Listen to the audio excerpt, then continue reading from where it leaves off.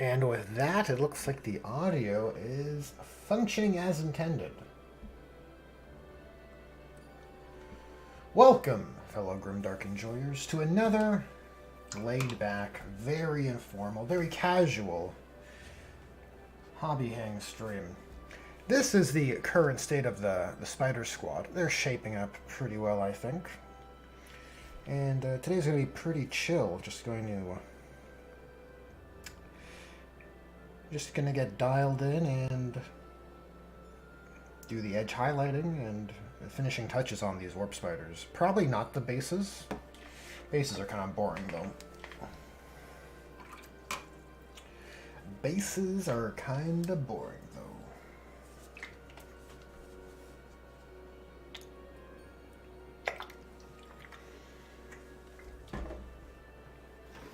So I believe the Exarch is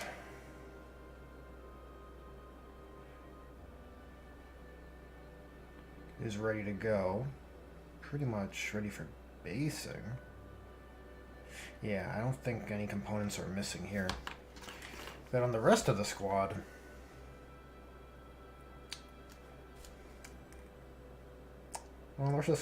these gems need to be made turquoise, because that's the new color I'm going with for the accent color of those details. And I gotta figure out something about this armored, this paneled section on all of these death spinners.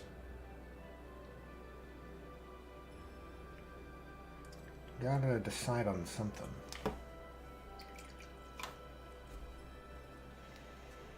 A dark red might just be the way to go, rather than introducing another color, but we'll see.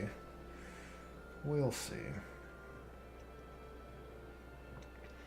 Okay, but for now, it looks like the edge highlighting on the arms and weapon of this guy is in place. We gotta do some edge highlighting of the on the jump pack, on the dark sections of the jump pack. So we can probably make use of the same color I use for the weapons, which is Thunderhawk Blue.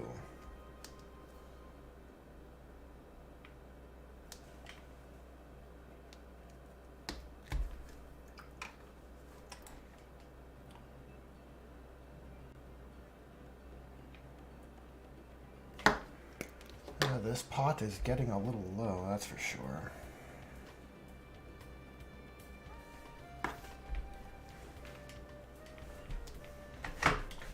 Let's get comfortable.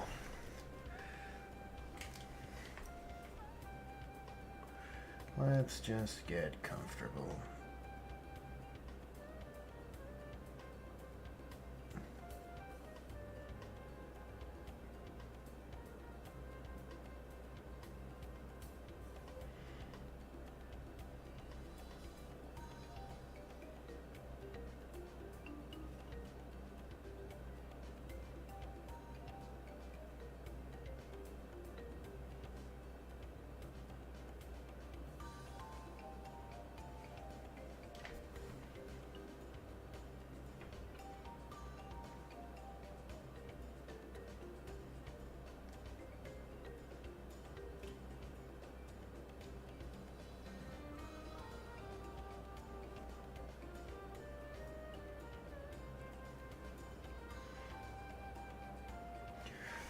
Void Spark.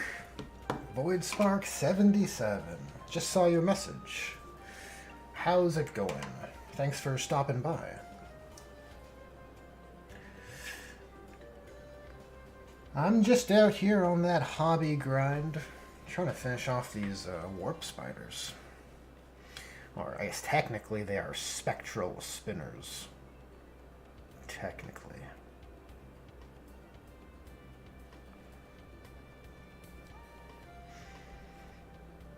How are things going with you, Void Spark? Got anything interesting on your hobby side of the hobby table?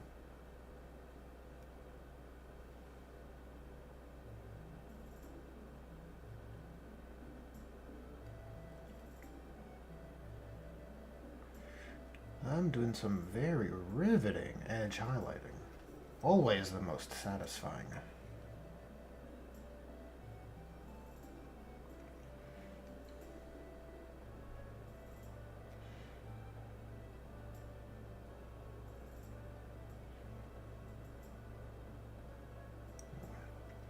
May have to do a little bit of a touch up there.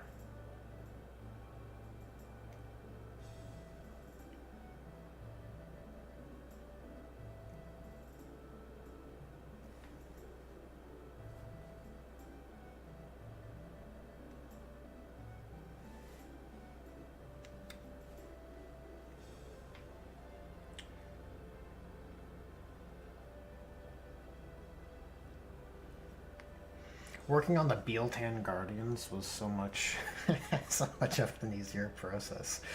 Because I mostly just leaned on contrast and dry brushes, which is a pretty low effort but high yield process for white armor.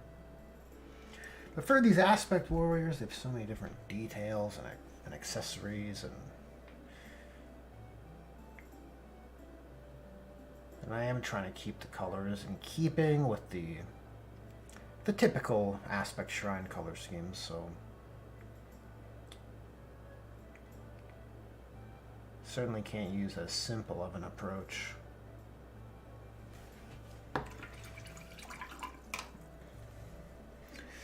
Void Spark says it's warm enough to 3D print, so I'm thinking of what to print. Very fun, very fun. Decisions, what to print. I am actually getting some Tyranids printed in the near future.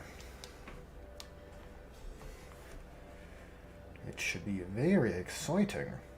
It is part of the reason why I want to get these Warp Spiders done. Aside from, you know, that good feeling that comes from completing projects. That usually is its own reward.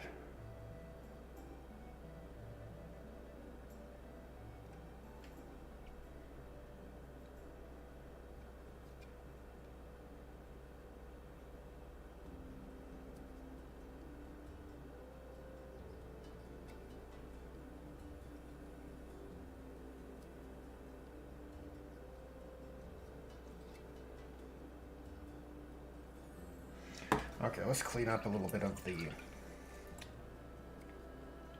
me take a look at this. Okay, we have to do this one section here.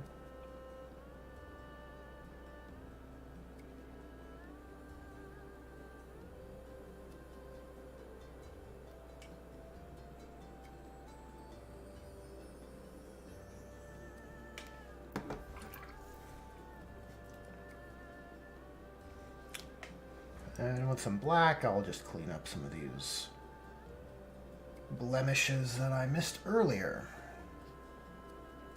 Gotta clean up your blemishes. Kid Bash Carnage says, hello, hello. How are we today? Hope all well in Chatland also. Here, Kid Bash. Thanks for the kind message. Yeah, everything's pretty chill. Similar to last week, I woke up early today and recorded another episode of Grimdark Therapy with Maka from the Outer Circle, so a little low on the energy scale today. But I'm powering through, guys. I'm powering through, you know.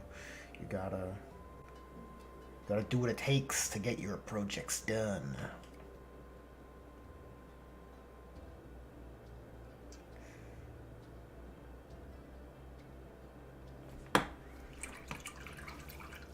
Kid Bash says, trying to get the motivation to finish my Orc War City wagon, but just home from a 16-hour shift, so I'm shattered. That is more than fair. Take a load off, Kid Bash. Take a load off. Don't have to rush to getting the work, you know. You gotta have the passion for when you're hobbying. You don't want to just turn it into a begrudging task. That's not what we're here for. It's not conducive to long-term enjoyment either.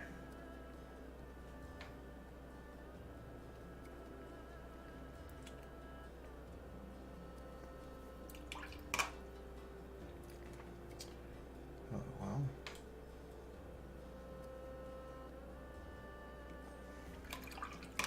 I do have to do some panel highlights on these alternating panels over the shoulders, but I think I'll save that for later. It's probably better to do all the black component edge highlighting first. I think that's the proper path.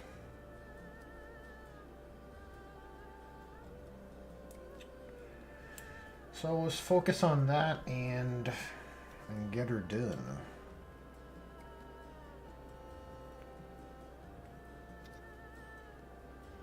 A little bit of metallic overspill, which was never cleaned up. I'm not too much of a stickler for that kind of stuff, but because it's right in the angle, in the typical viewing angle from a tabletop, you know, top-down perspective, I think it's worth taking the effort to clean it up.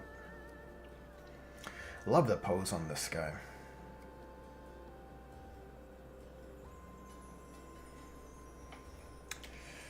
Okay, so those black components are done. Let's move over to the next one. Yeah, no highlighting at all. The weapons needed the most crucial. These have like zero readability on these black weapon casings without it. There's no Stegadon scale either. Okay, so first we're gonna apply a little haphazard Stegadon scale just to get some color variance, and then the Thunderhawk blue highlights will be that much more potent. It'll be super effective. Now the trick is to find your Stegadon scale. That is the trick. Don't mind me, just looking for paint pots.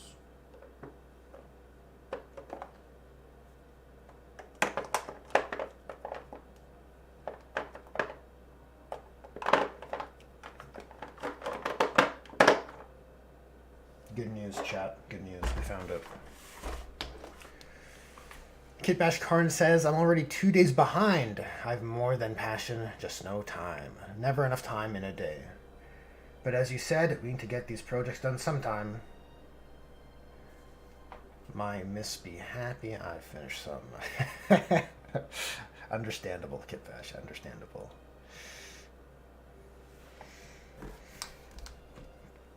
You know, I have, like, right now, I have, like, a very, temporary, I have a bucket of paints.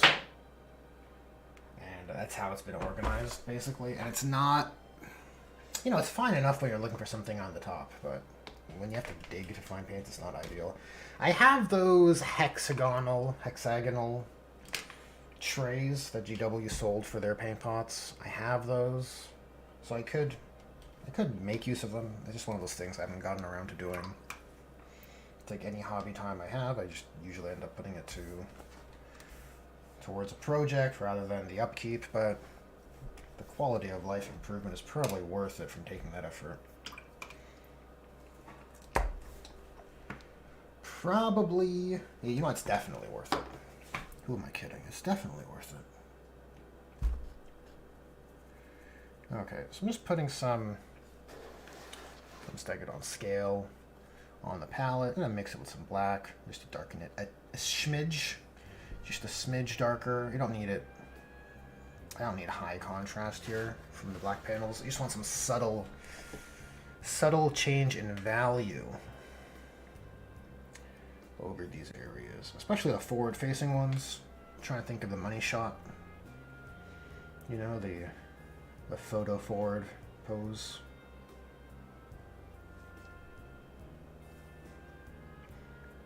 What is this soundtrack? This is very chill. Almost reminds me of like a Persona or something.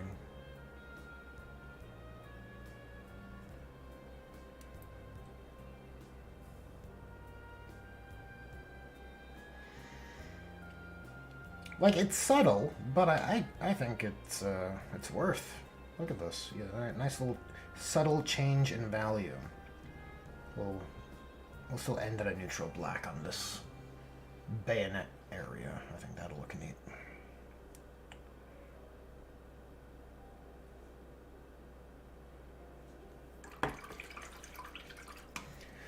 Void Spark says, I have an open box of Combat Patrol Dark Eldar, 10 plus 10 Cavalid Warriors. My problem is, I really don't want to mix jelly plastic and third-party resin models. I don't want to mix the 5 plastic incubi models with resin printed ones.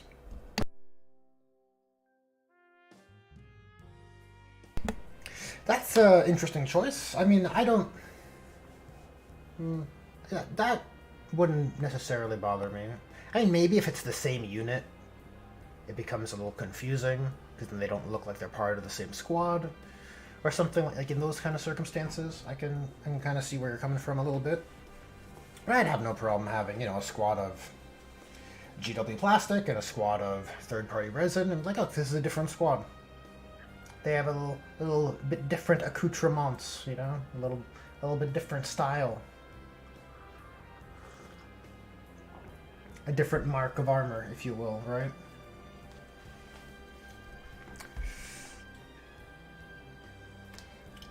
But if that's just the preference you hold, then that's totally understandable as well. I mean, that's just your hobby preference, your army aesthetic preferences, which you gotta kind of work within, or else your creations will bother you.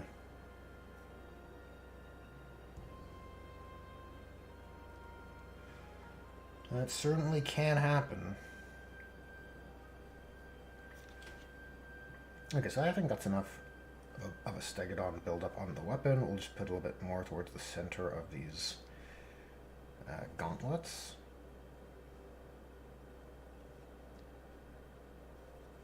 Do it on this side as well, just on the center for that little bit of variety. Kid Bash says, hobby life is life. I'm off anyways, need to get cracking on this before sleep. Lol. Have an amazing rest of live. Keep up that inspirational paintwork and inspiration. Oh, well, thank you kindly, Kid Bash Carnage. Very much appreciated. You take care. Live that hobby life.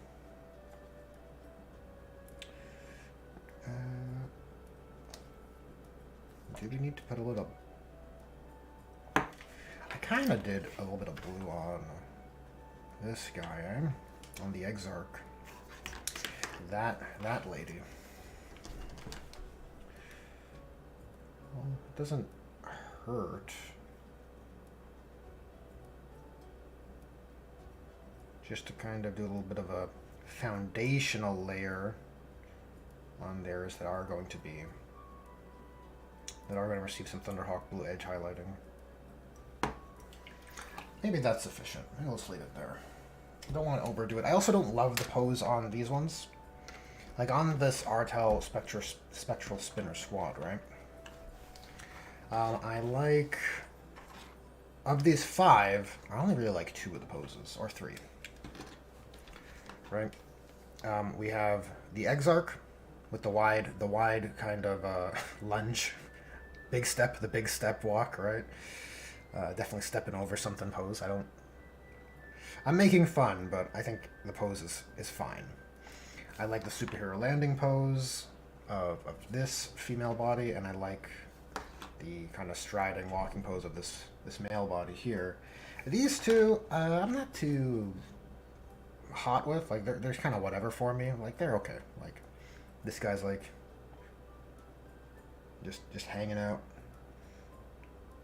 taking a knee, right? And then this one's a mid-run. They're fine. Like, they're not bad, but they're not bangers the way the other 3 are.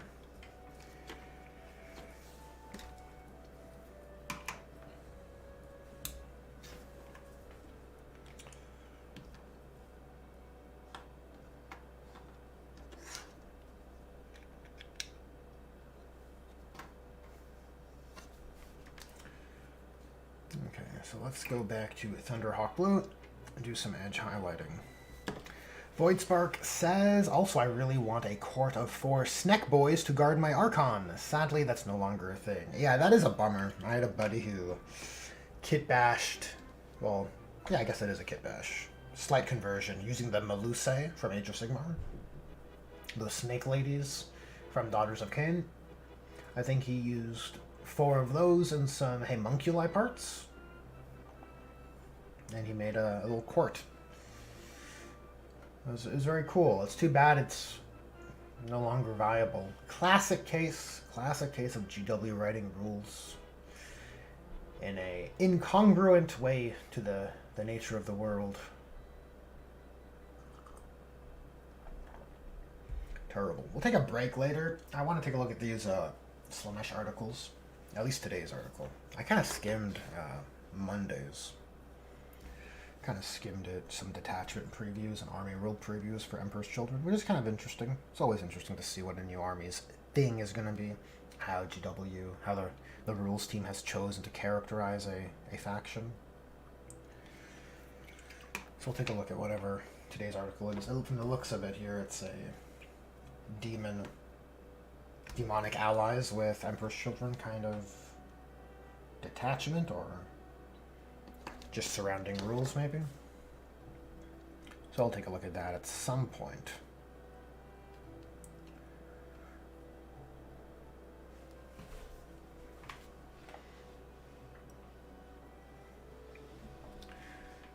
Alrighty, let us apply this Thunderhawk Blue.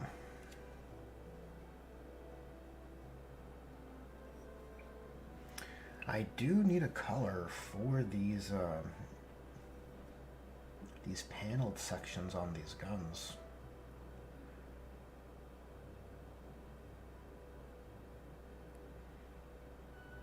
Yeah, my gut intuition tells me it should just be red.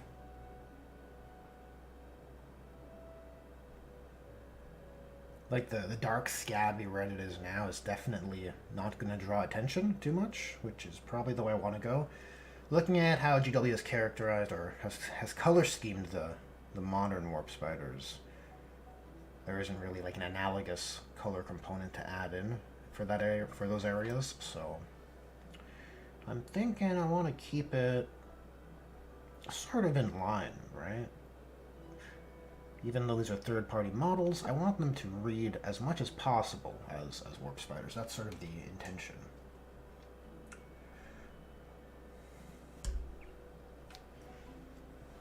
And obviously, color scheme will go a long way to supporting that.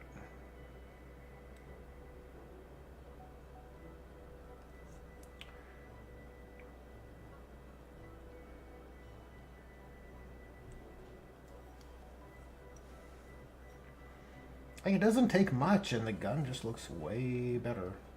Way better for these edge highlights. You know what? It's a black armor problem. These dark materials really suffer from low readability, so those edge highlights just carry extra weight.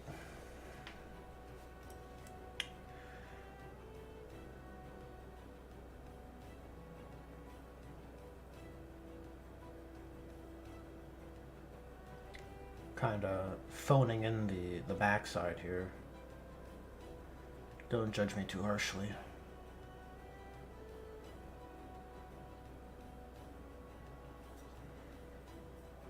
Okay, we gotta hit these nodes, these nodules.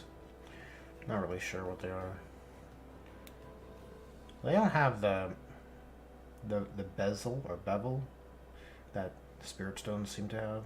So I guess they're just accenting nodes. Kind of like on the Wraith bodies, you see them. You also see them on other Eldar weapons.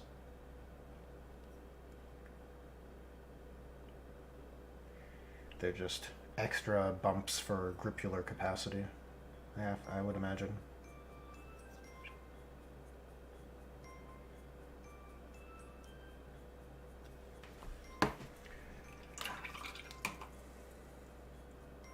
Tramari, welcome to the stream, Tramari. Hello from work. Please send Xenos Incursion for my escape. Spring is coming. The gardeners will take everything. Soon, Tramari, soon. Speaking of the Xenos Incursion, I've decided the next hobby wave will be Return to Hive Fleet Gengar. partially having to do with the campaign Mini Wargaming is doing.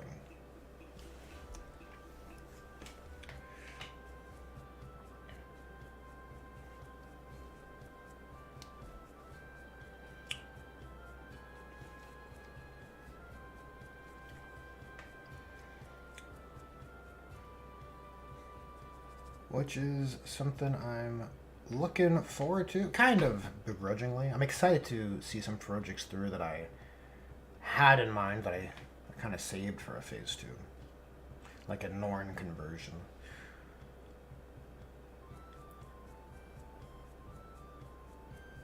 But if I'm honest with you, I don't love the prospect of painting more polka dots. It's kind of a curse at this point.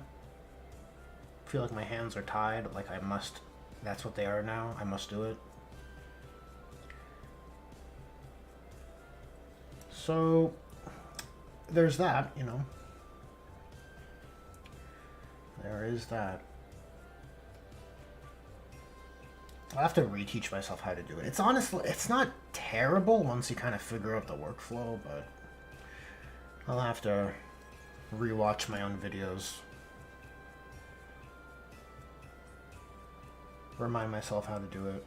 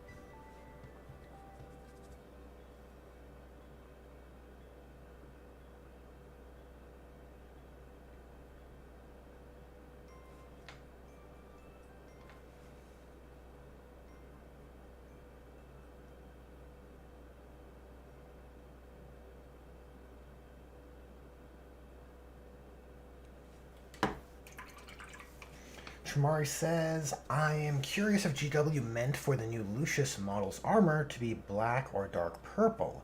It'd be cool if it was a callback to the original purple scheme. It might be an off black, right? Kind of like how the Lion's armor is darker than your typical Dark Angels look, but it's still green, off black green.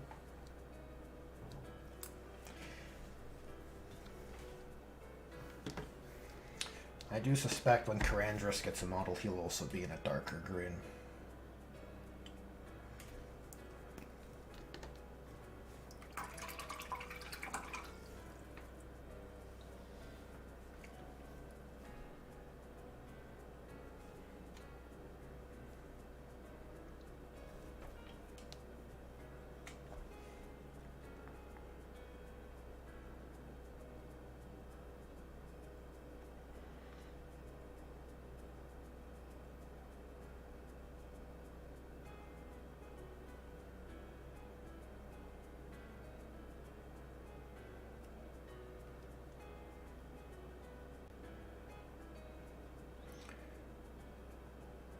Well, these are some pretty messy edge highlights, but you know what? It is just an infantry model, just part of a squad. Sometimes you gotta sell yourself on being able to live with these poor aesthetics.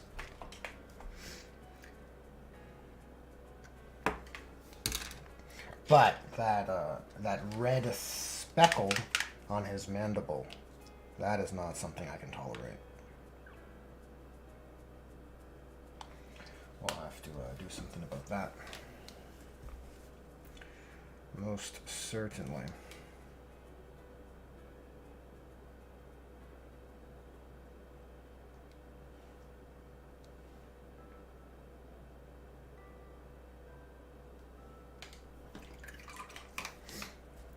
Tremori says, I guess I find it more disturbing if the chest armor were still pink flesh toned like the older model and animation. Yeah, I actually am not particularly pleased by the adaptation of Lucius. I think I mentioned it in my reaction review. Kind of wish she looked more like the cover of that Eldar book.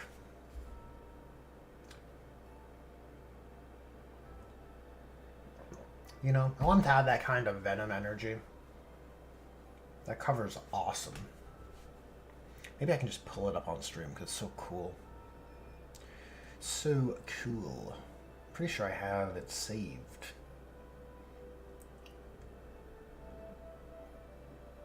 Pretty sure.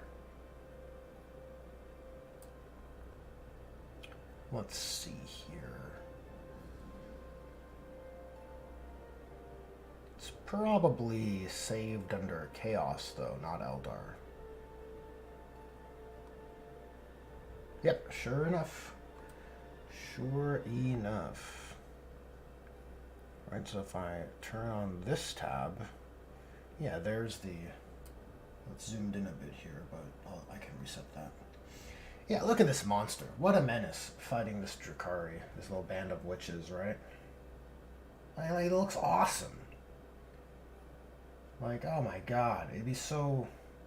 The transhuman dread is real, right? Look at this. Amazing.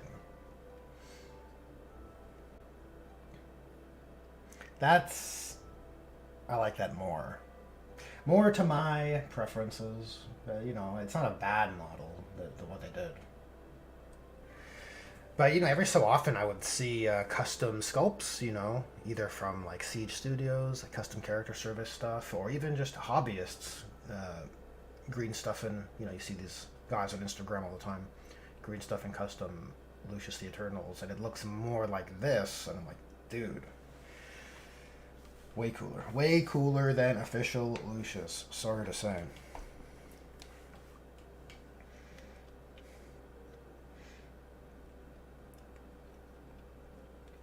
Okay, where were we here? I think we were ready to do the Thunderhawk on his jump pack, or warp pack.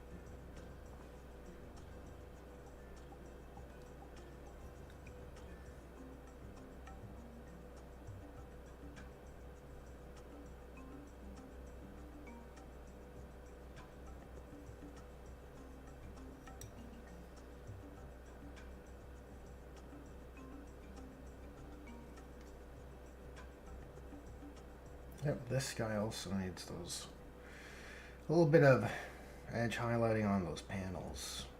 Really make them pop.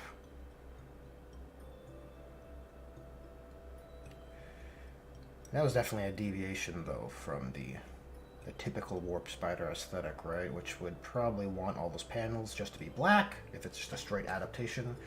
But I felt they were a good detail to flex the Craftworld allegiance, right?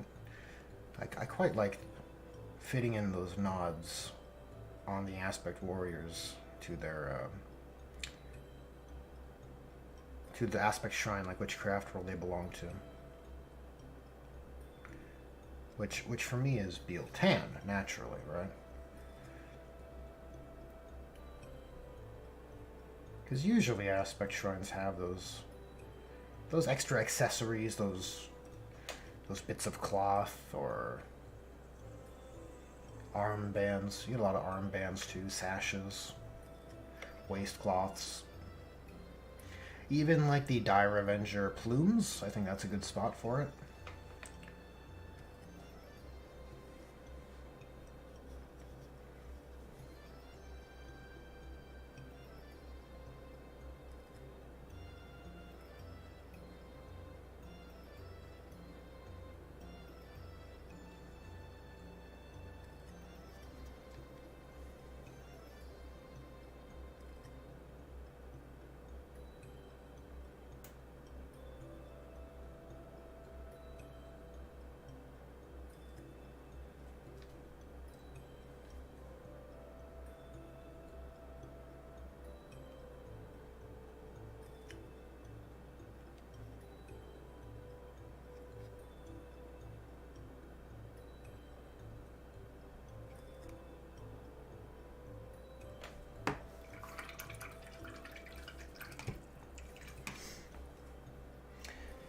Tramari says, fair enough, just gotta match the colors when I decide to get around to painting those Emperor's Children's models.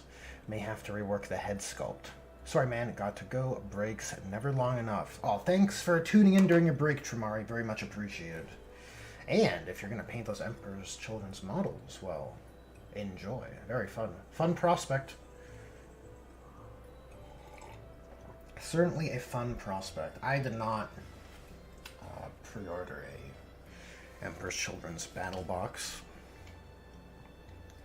It's too many projects. Too many projects. Can't take on anymore.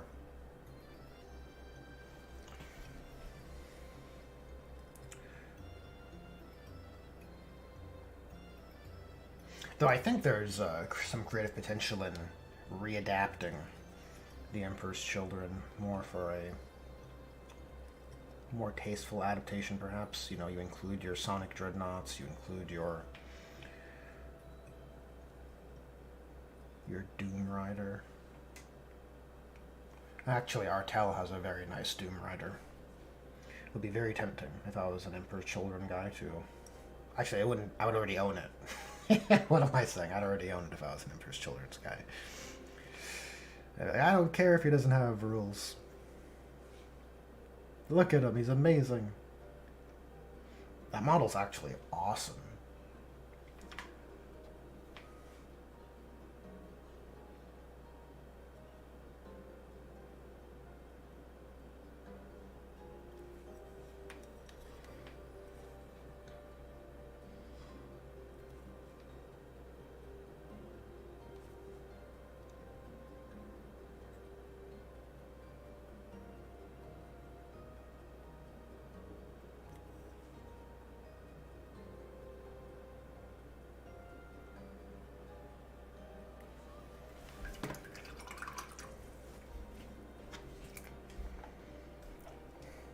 Okay, I think that's adequate for this Warp Spider's black materials, edge highlighting anyways. We have the superhero landing, which, yeah, she needs some as well. Alright, so who's been hit? Let's keep them aside. Okay, so we have 2 left. I was hoping there'd only be 1 left.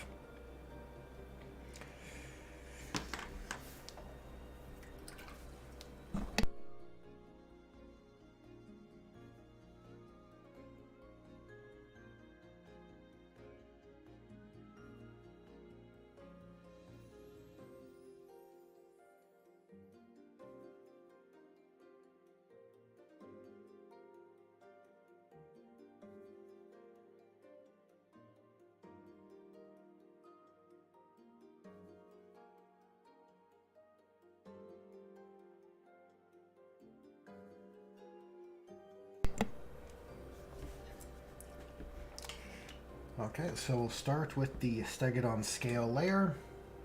Just want to water it down a little bit.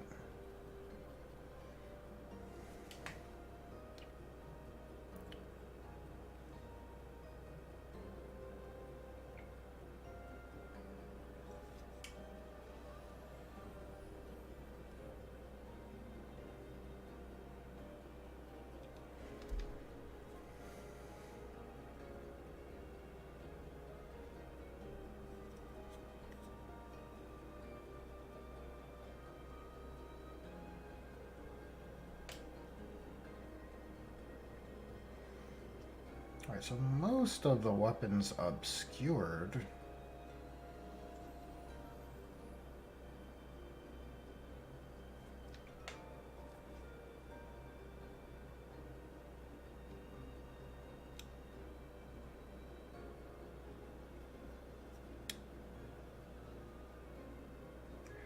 Put a little bit of blue there, and you know what? Probably. Because I like the pose so much, we'll build up some Stegodon scale towards the edges of this hood.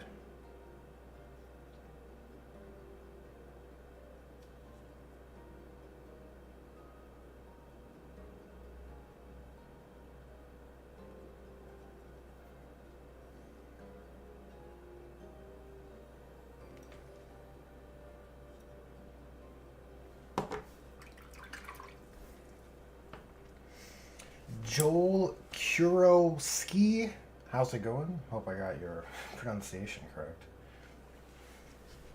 Welcome to the stream.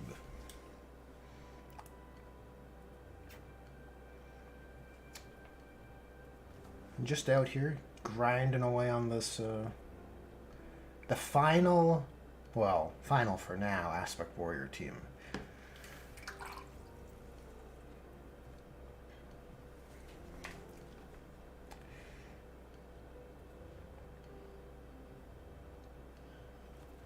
Let's put a little bit of Stegodon scale on this larger padded area. Just towards the upper half. I think that'll look good.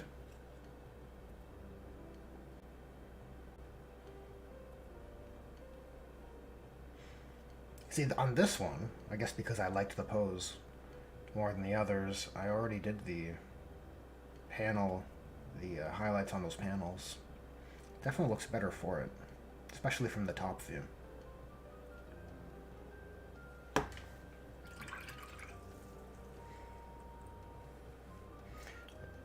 Joel says you didn't, but that's okay. Well, working on Firehawks myself. Firehawks are a successor chapter, a Space Marine successor chapter. Am I misremembering that?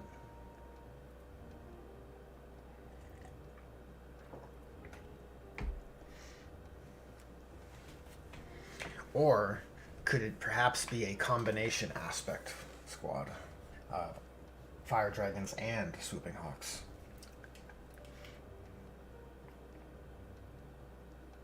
I already did her gems. Look, so this one's further along than the others, considerably. It's just missing the Thunderhawk blue highlights on the black areas. That's good news. That's a win. That's a surprising turning of the tables.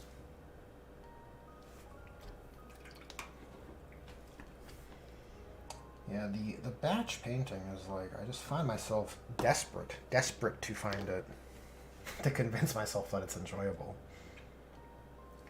It's certainly more fun to just jam with a model, I think.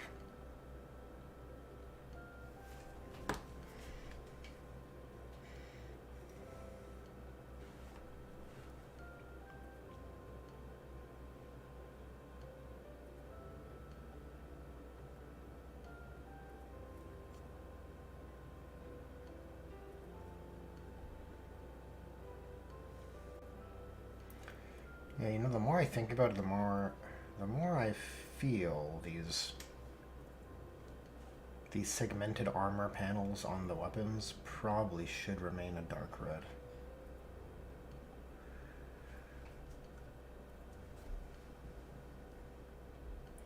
I think it's the way.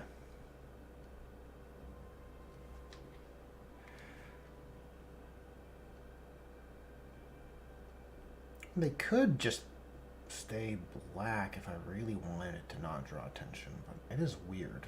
It does look so unique. Like it should be a different color. Like it should be a different material feature.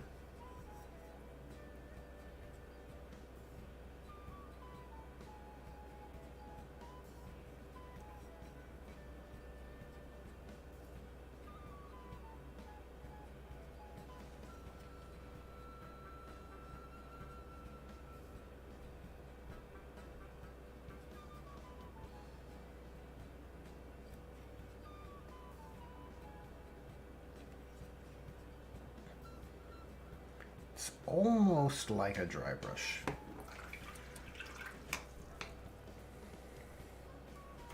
Joel says war criminals from the Badab War speculated to now be Legion of the Damned.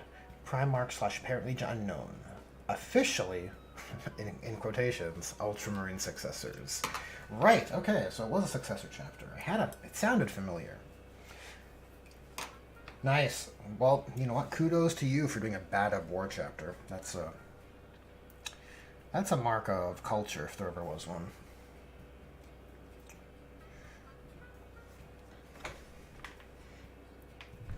Yeah, officially Ultramarine successors. It's like, you get given that title if they don't know where to put you. It's like, yeah, we don't know what they are. We'll just say they're Ultramarines. Sure.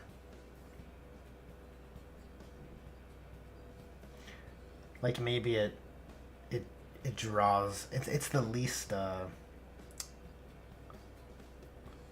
pot stirring designation, right?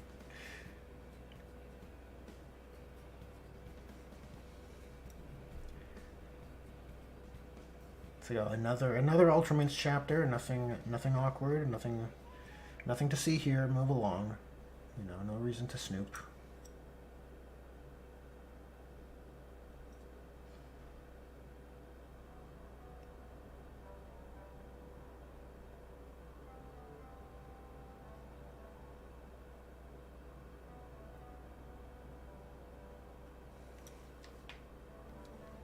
Okay, let's just put a line on the front half of this.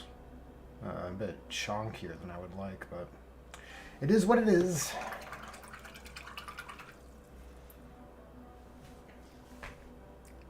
It is what it is. So what unit are you working on at the moment there for the Firehawks?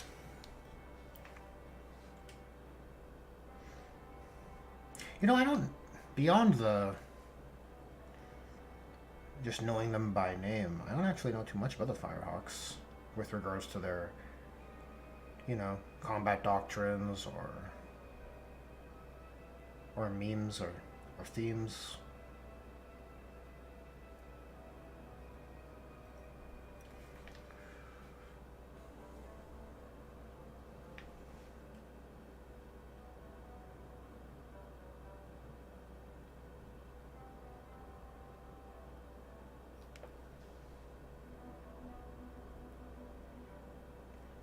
Might have to clean up some of this, actually. It's a bit too chunky.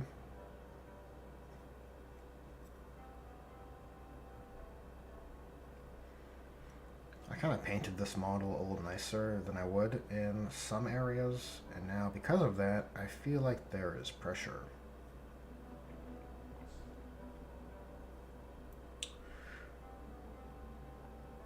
Like a standard has been set.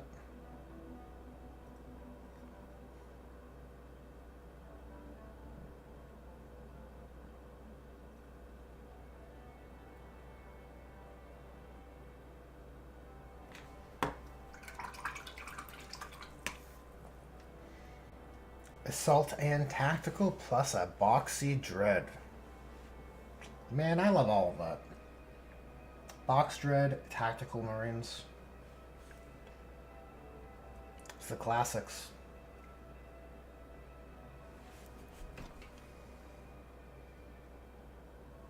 It's just way cooler.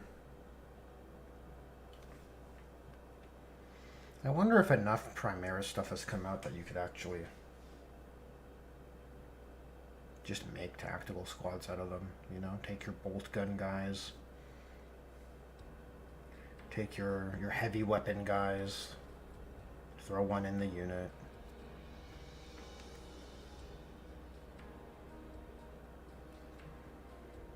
I mean, it's a tried and true unit formation. Why wouldn't you? Why wouldn't you use it in the modern era? You know?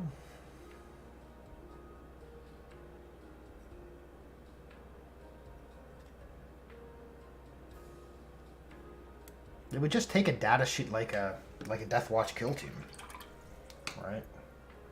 Just call it a tactical squad. Why not? What's the harm? Okay, so earlier I said I would live with those mistakes, but I think I gotta clean them up a little bit. I'm just gonna water down some black and stag it on scale. And man, really trying to resurrect this paint.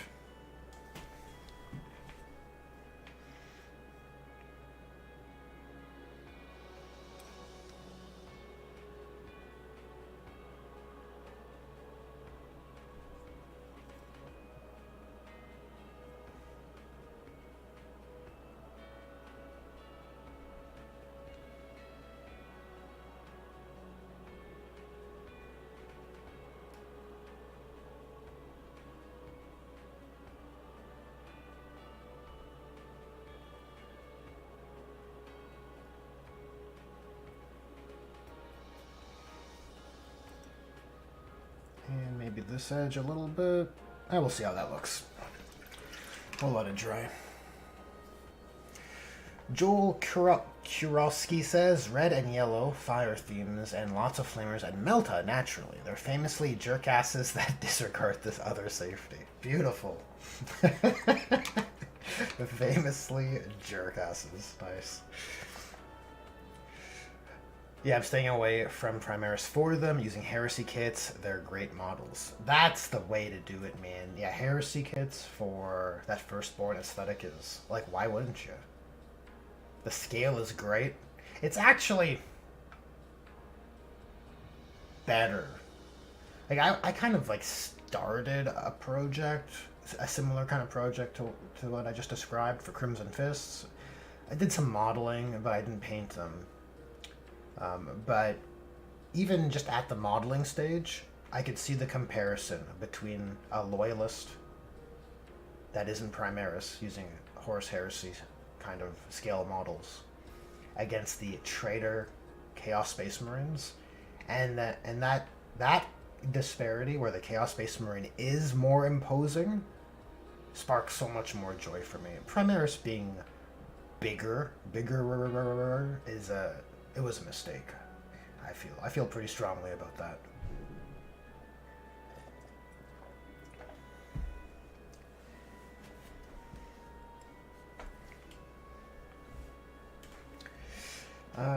Joel says GW seems like they prefer unmixed units and less options. Sad. Sad is the word. That is the correct word. Yeah, they want Primaris Space Marines to follow a template like Eldar Aspect Warriors, which, for one, I think damages their theme, because the more subdivided, specialized units of Space Marines you have, the less potent a tactical squad will be. And the whole premise behind the tactical squad was that was all Space Marines needed. They were perfectly suited for any task, because that's how good they were, right? With all of their powered armor and transhuman physiology and all that stuff, they were super soldiers in the truest sense. And when you sub-specialize everybody for those specialized tasks, you're not going to get that initial theme coming through. But the reason why JW is doing it is because they want multiple box sets, multiple units.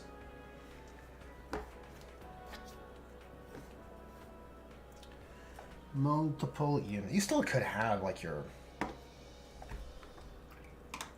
different units, but the range would just be smaller under the paradigm I was describing. You'd have a smaller range for sure, right? Because you'd have a similar kind of architecture for your veterans too, probably.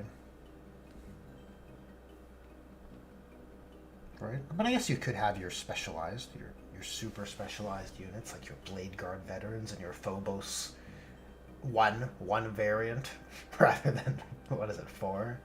Reavers, Infiltrators, Incursors. I guess it is just 4.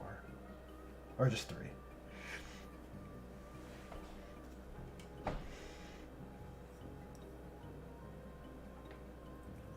let's do a little line across this. Oh, God.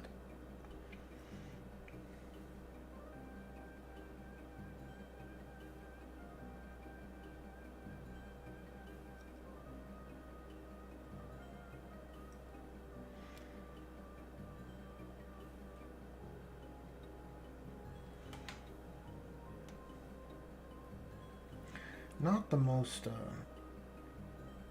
easy to highlight detail here.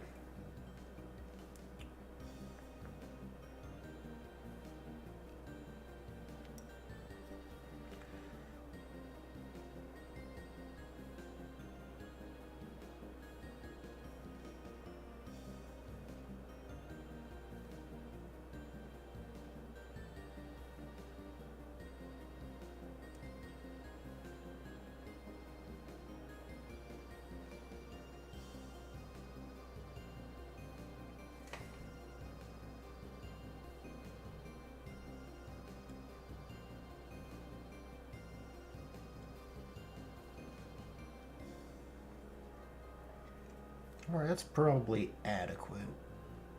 It's probably good enough. Yeah, I think so.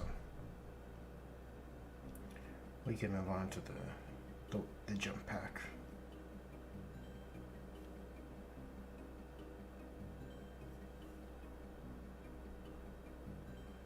You gotta be mindful of the gems, though.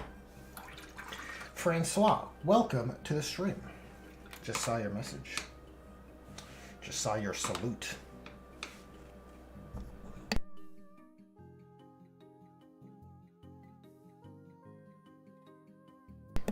Wow.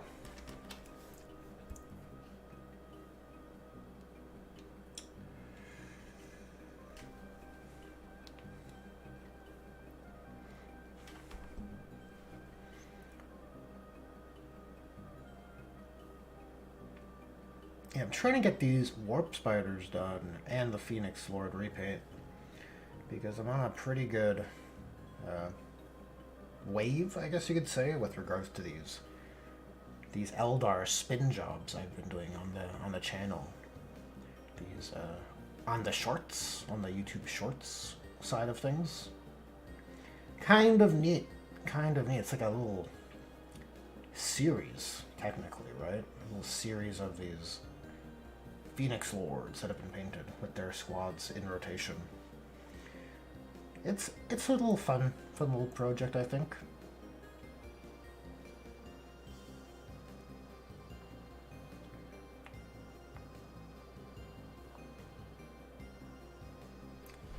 Where are we? There we are.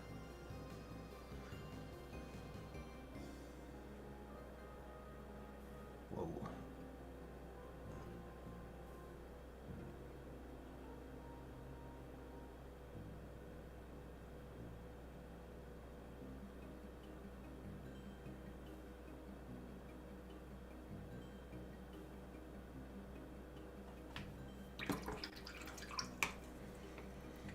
Joel says, agreed on sales aspect. If you can dip into your backlog / gray pile and equip extra tactical models with, example, plasma guns to meet the current meta, you don't need to buy Primaris trademark, Hellblaster's trademark. Yeah. Yeah, really, they could have had the same sort of outcome. You know, they could have actually had the same amount of products come out. Here's a squad of 10 Marines with plasma guns, right? Hellblaster squad. They can call the product whatever they want. But it could still have been just a Primaris, like a Mark 10 special weapon team. Like how it is in the Horus Heresy, right? And then, you know, the shorthand, you call it a Hellblaster squad. Hellblaster configuration, whatever. But then you could have just had that same data sheet, that same unit, be used for your 10 guys with flamers, right? Your 10 guys with... what else is there? Missile launchers? I think Desolation is 5-man, and that's more like a heavy weapon. But you get what I mean, right? I think you could have had just a third less data sheets if you just configure the units into that sort of landscape.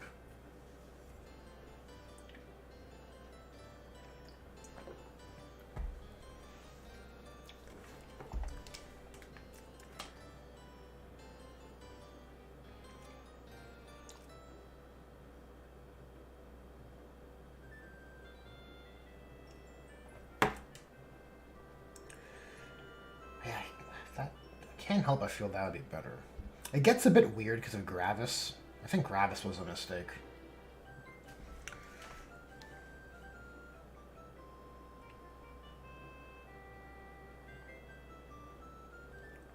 I think Gravis was perhaps an idea that was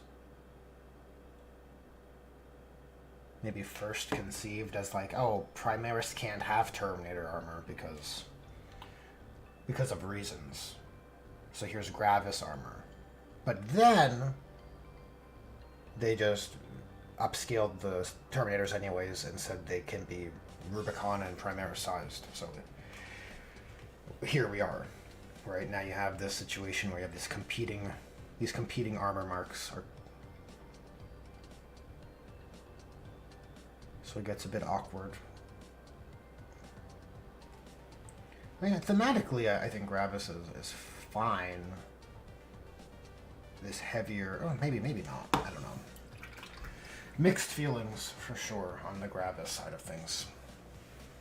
Francois says true-scale tactical squads would have been better than Primaris Marines. Still would have sold just as many boxes, still made new units, and phased out old kits. Yep, totally agree.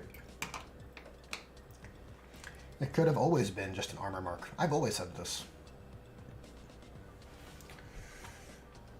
These are true facts.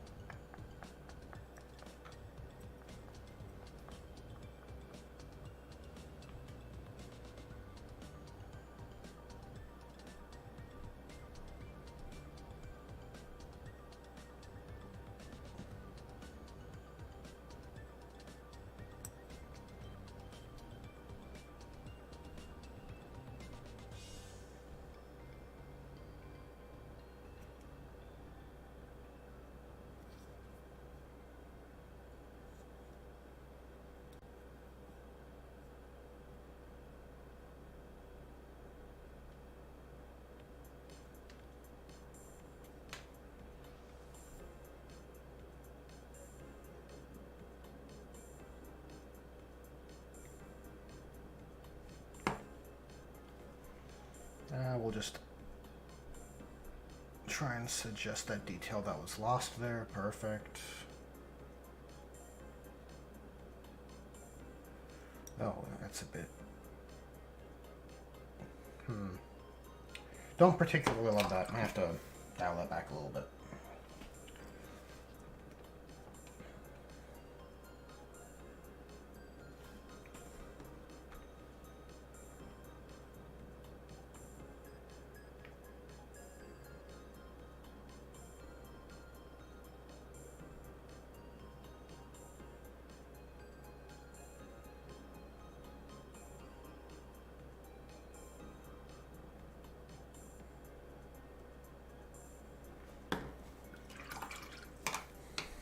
Joel says, I have a love-hate relationship with Gravis. Some elements look great, but the boots from the side look like platform shoes. Well, you're not wrong. Yeah, that's apt. Francois says, haven't started my spiders yet. Been trying to decide if I build Dark Reapers next or Fire Dragons. I hate the StarCraft cowl on the Gravis armor. Yeah, it's I think it's more prominent on the, what are they called? Aggressors, those first generation Gravis guys more so. The newer Gravis is not as bad for the cowl look. I think. Recalling from memory anyways, I think that's the case. But I hear you, it's not the sexiest look compared to the classic like Mark 7 or Mark 8 armor. And I think this one has all the highlighting it needs for the black areas. Well, here's a question for Francois, since often Francois has good color recommendations. I am undecided, Francois, on this element here. Now, the goal, as you may be aware, is that I like to paint my Aspect Warriors as much as I can evoke the kind of idea of the classic Aspect Warrior themes, or the GW official Aspect color schemes. So I don't want this to be some wild color. I'm thinking red. I think it should be different, because it looks different than the gun. But I don't think it'd be wise to introduce an extra color. So I'm thinking like a dark red. Basically this color, maybe edge highlighted a little bit, and leave it like that. What are your thoughts? What are your thoughts? I'm hesitant to introduce a new color to the mix.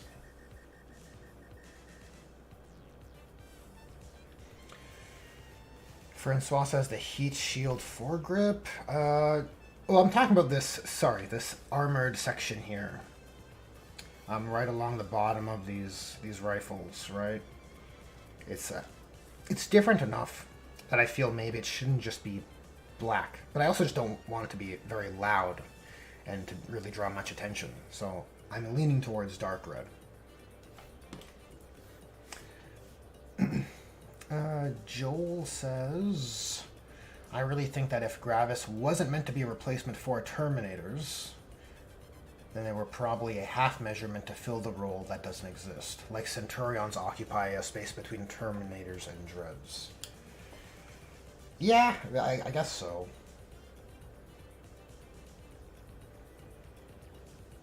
I guess that's the case. Yeah, I really feel like that's how they were positioned. Initially, they were positioned as a Primaris doesn't have Terminators, therefore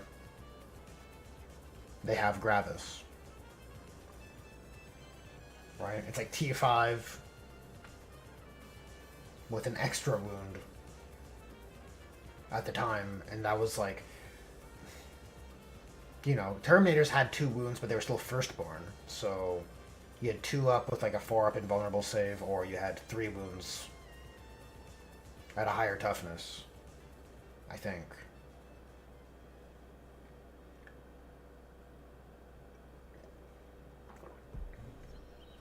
Yeah, I don't know. Gravis is weird. It's a little bit of an awkward standing right now.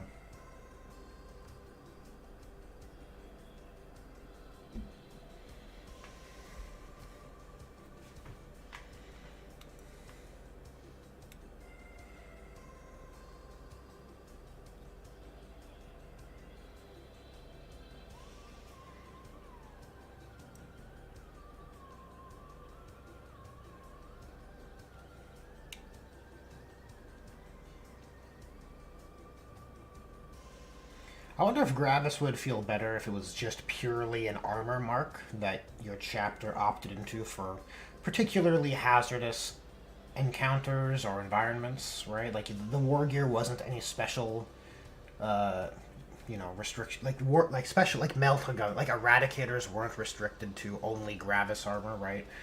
Like you could still have Meltaguns on a normal Mark 10 pattern.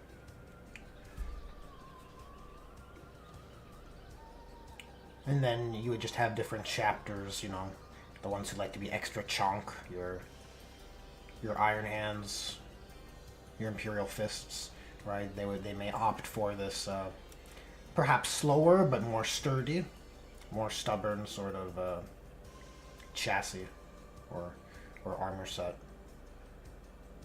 And I wonder if that was the case, if Gravis would feel better.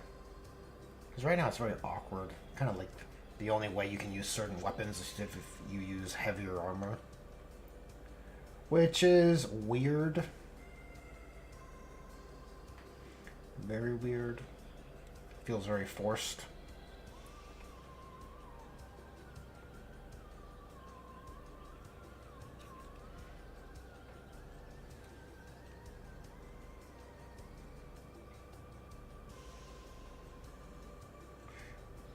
It does speak to Space Marine 2 a little bit, in that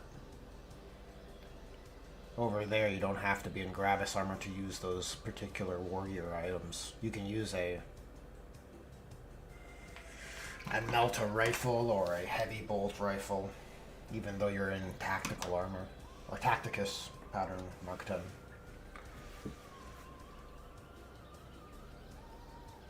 Francois says, I think there's a lot of red on the model and you'll lose the gun in the model. I want to recommend your darker green. Bring the backpack colors onto more of the model. That's my opinion. And Francois says, I like the Gravis as a Terminator variant, higher toughness for less invuln, but otherwise the same class. A tactical dreadnought armor.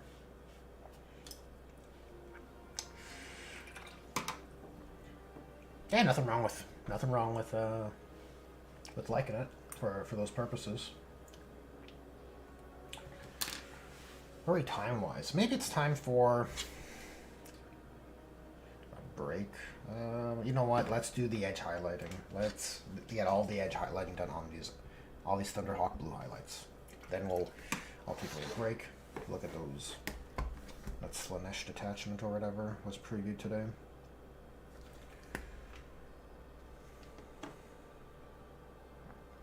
You know what? I think someone on my Discord posted the leaks, so maybe I'll just look at those instead.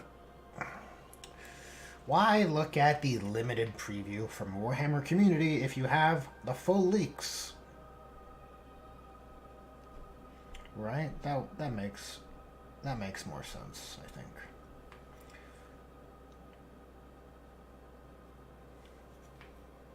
So Francois is suggesting green, eh? I'll have to give that a think.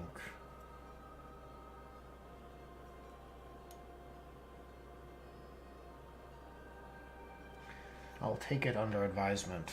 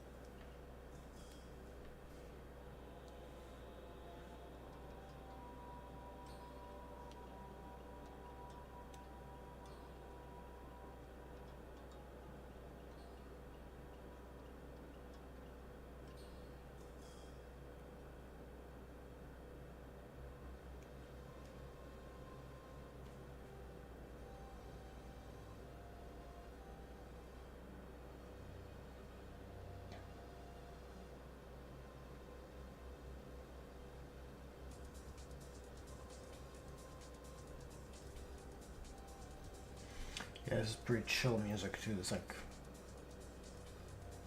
reminds me of Phantasy Star or something. Something in that sort of genre. That sort of game genre.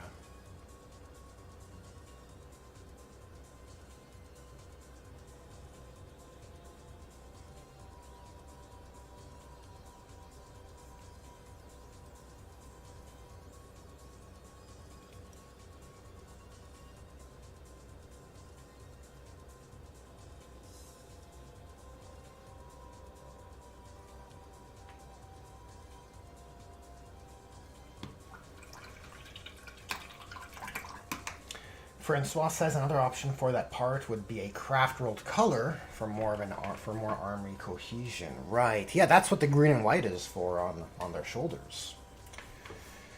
On the shoulders. So that does that is something to consider. I do like those craft rolled references. Yeah, I'll have to think about it. I don't know. Try it on one and see, I guess.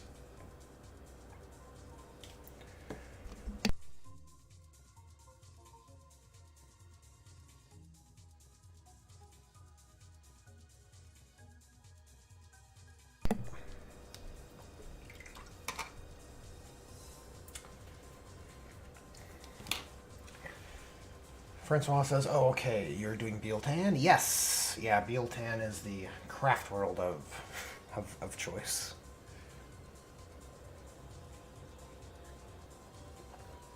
It would have been probably. It has to be something with a meme for my sensibilities. So actually, most of the craft rolls are pretty good for their memes and themes. I don't think I'd choose Alightalk because all you really have are Rangers, and I guess now Shroud Runners to really flex that fieldcraft kind of tech, but I think any of the others are pretty. They have a pretty strong range to create a thematic list out of. I particularly like Ulthwé, man. I mean, I particularly like that Seer detachment for Ulthwé, I should say. I'm thinking of doing a thematic list build for them, honestly. But I'm also thinking of modifying that format that I've been using for that series. I want to kind of evolve it a little bit. Make it better, but also easier to produce. That is something I'm considering at the moment.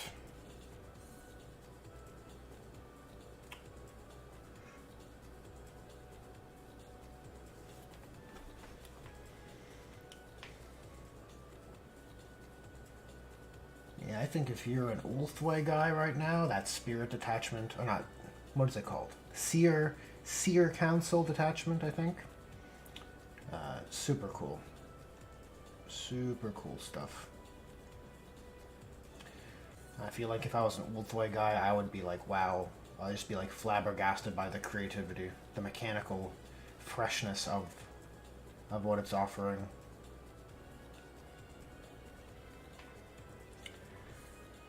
Same with Spirit Conclave for the Yanden, for that Yanden energy. I think that's also a very mechanically rich, creative offering from a rules point of view.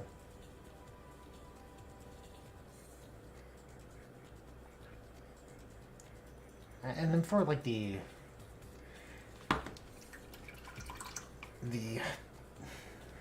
I mean, Biel-Tan is like, what's the theme for Biel-Tan? The most war-oriented, right? They've previously been the ones with aspect stratagems in the old kind of paradigm of rules. That's where, they had aspect host stratagems, but I think the aspect host detachment in the Codex is fine. Like, I've been playing it lately. But it doesn't spark as much joy from a design point of view as the Spirit Host or the Seers the Ulthwé or Eandon detachments. I think they are more deserving of accolades, let's say.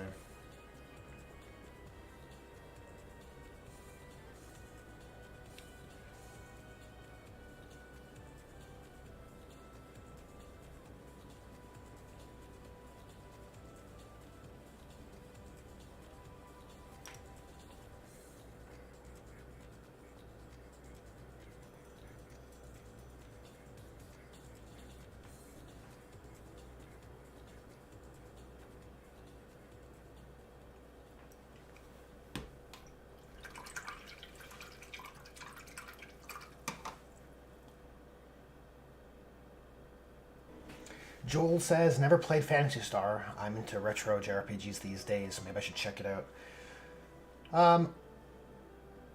From what I hear, old Phantasy Star has like a good pedigree, but I've actually only played Phantasy Star Online. So I haven't played the classics. I mean, Phantasy Star Online's old anyways, but it's not a classic JRPG in the way you're talking about, Joel. That's my little caveat there. Francois says, I've only seen your Aspect Warriors so far. Ulthwé is so boring to paint, though. Yes, Ulthwé is... It can be boring to paint. You're working with black and bone accents, right? And black is notoriously difficult to make look good.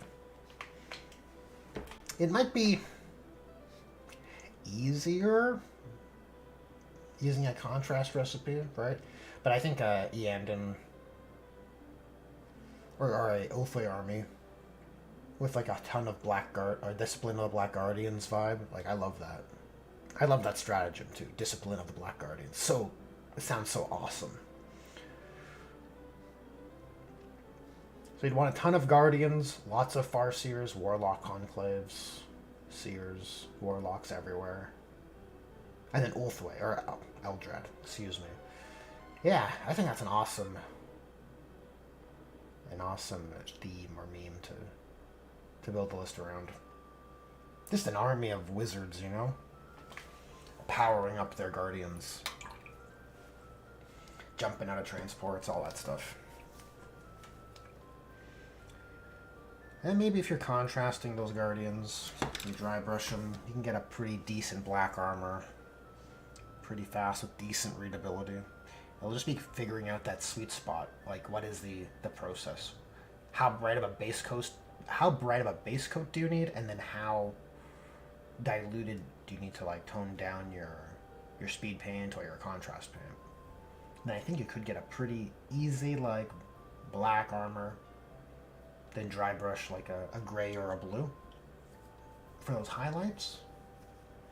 I think it would be pretty good because Eldar Guardians have that awesome simplicity of like armor and readability the same way Marines will do. So it's like it's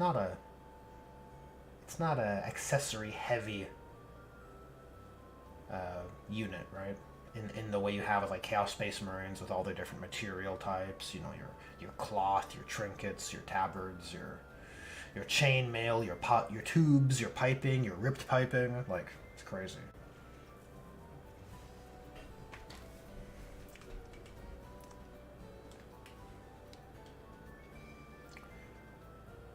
Okay, so we're nearly, oh god, nearly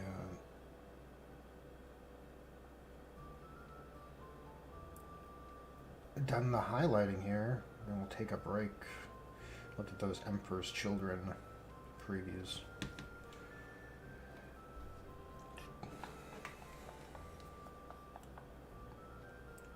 Just gotta edge highlight these, what are these called? Vembraces? Gauntlets?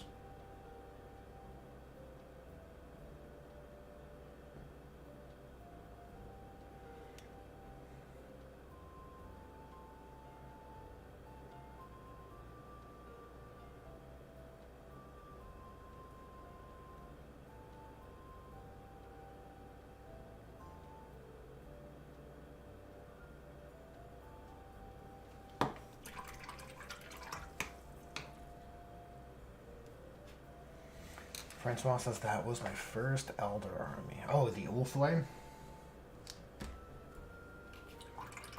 Yeah, it certainly can be boring to paint. I can understand that. It's not. It doesn't have that pop that a lot of Elder color schemes. Most craft worlds have that vibrancy that's very appealing. I guess it does free up your basing scheme to be very bright. This is like really stretching for a silver lining, though.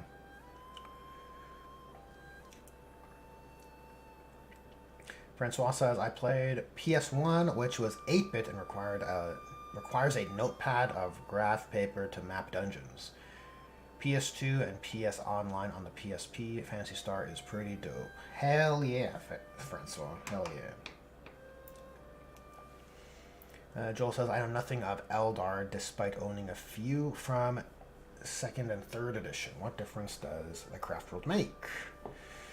Francois says, I would just spray paint black and ink by darkness edge highlights, spray paint the heads yellow.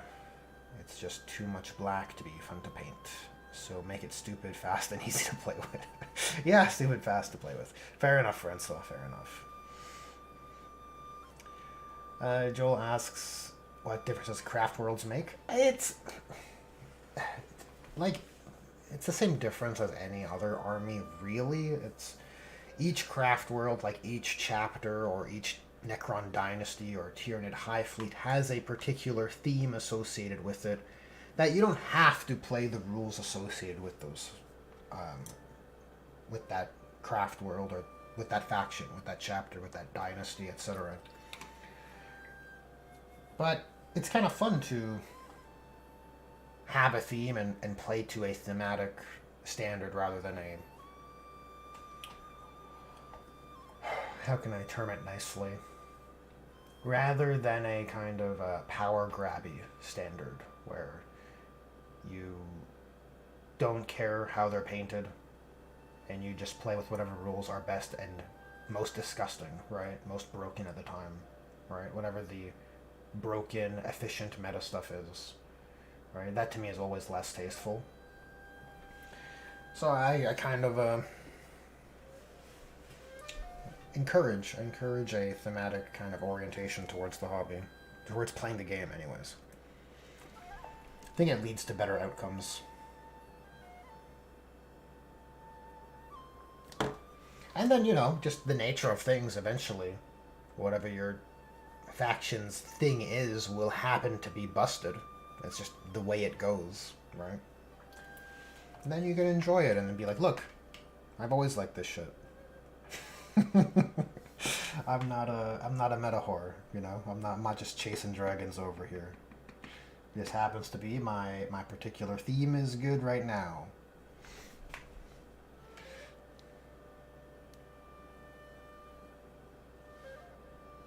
Oh, this guy's his thigh webbings are rather not painted, so I'll have to do something about that. Which is fine, because we're going to do some panel definition anyways at some point. This is like the least well-painted one, for sure.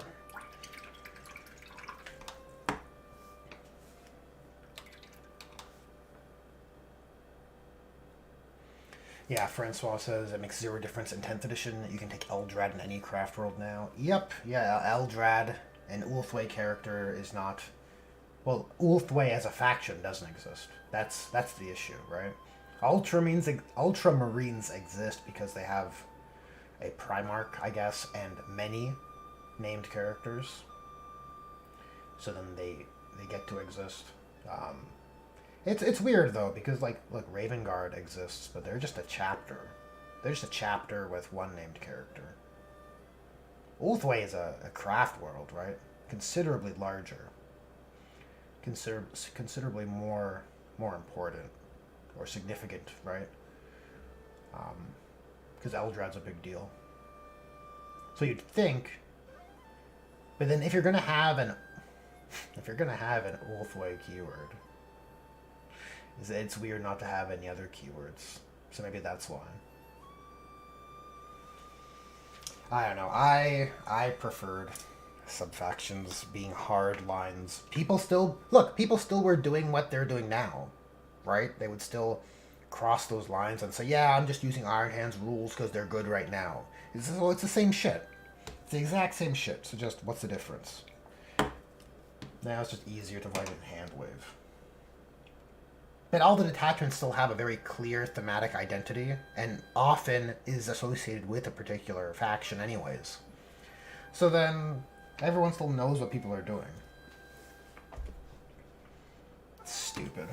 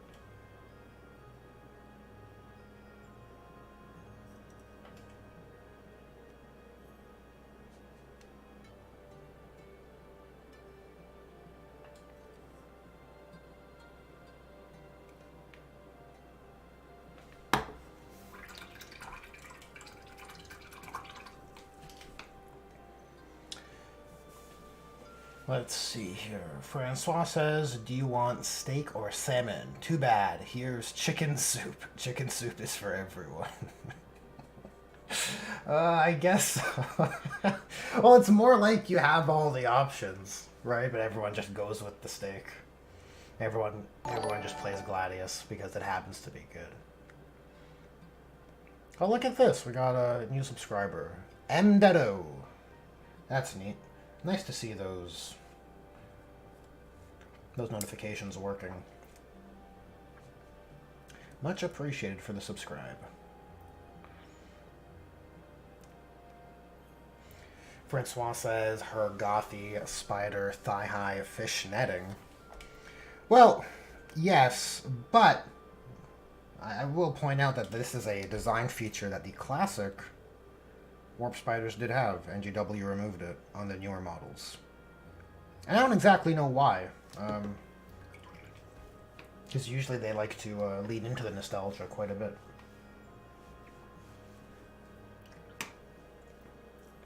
I also have a suspicion. Okay, this is a theory, and I'm gonna suggest it to you guys. You tell me what you think. Okay, I have a theory that Lycus, right? That Lycus might have actually had the more classic Warp Spider blades like this Phoenix Lord from Artel has, right?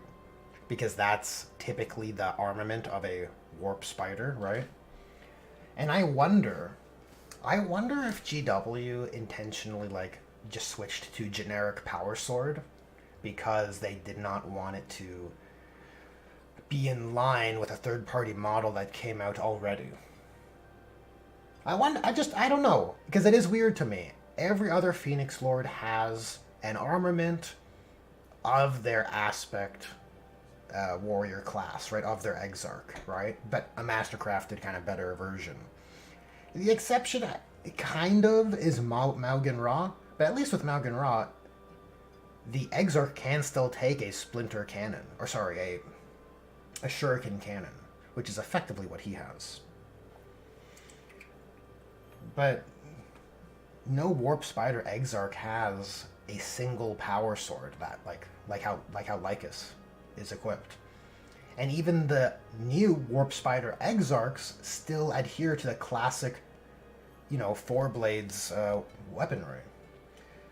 Like the punching dagger, or whatever you want to call it. So, it's just, I wonder, I wonder about that. I would love to be like a fly on the wall and find out if that's the case. And the design team inside, right? Like, now we gotta switch those forearm blades.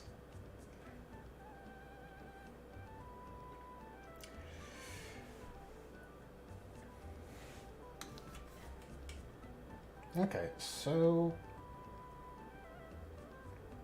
a few areas remain. Today's going to be a longer stream, actually. Today we're kind of grinding. Well, at least until I feel tired. But I think I'm pretty confident that we'll go longer than usual. Pretty confident with that.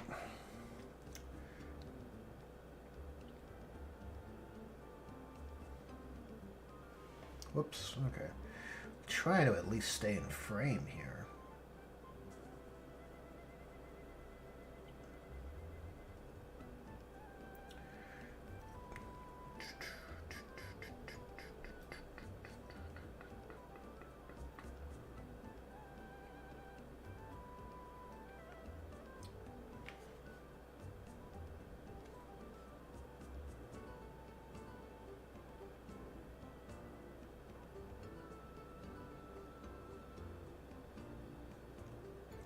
Just this outer edge, I think.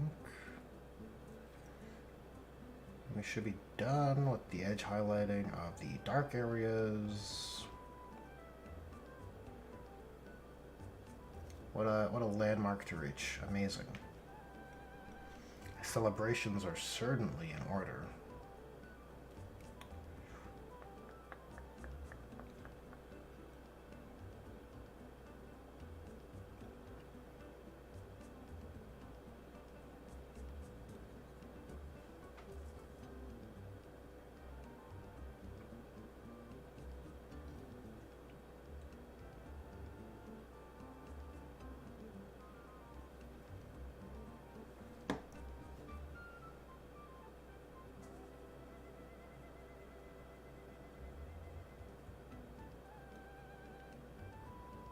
Yeah, we'll go with that.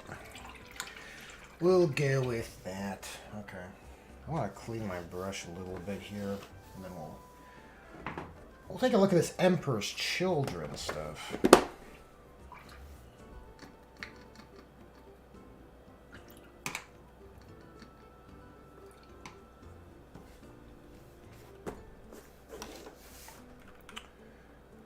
Okay. Where are we here? This stuff. Okay, so well, let me catch up with chat. Joel says much of the current 40K is about making it possible for every player to buy and run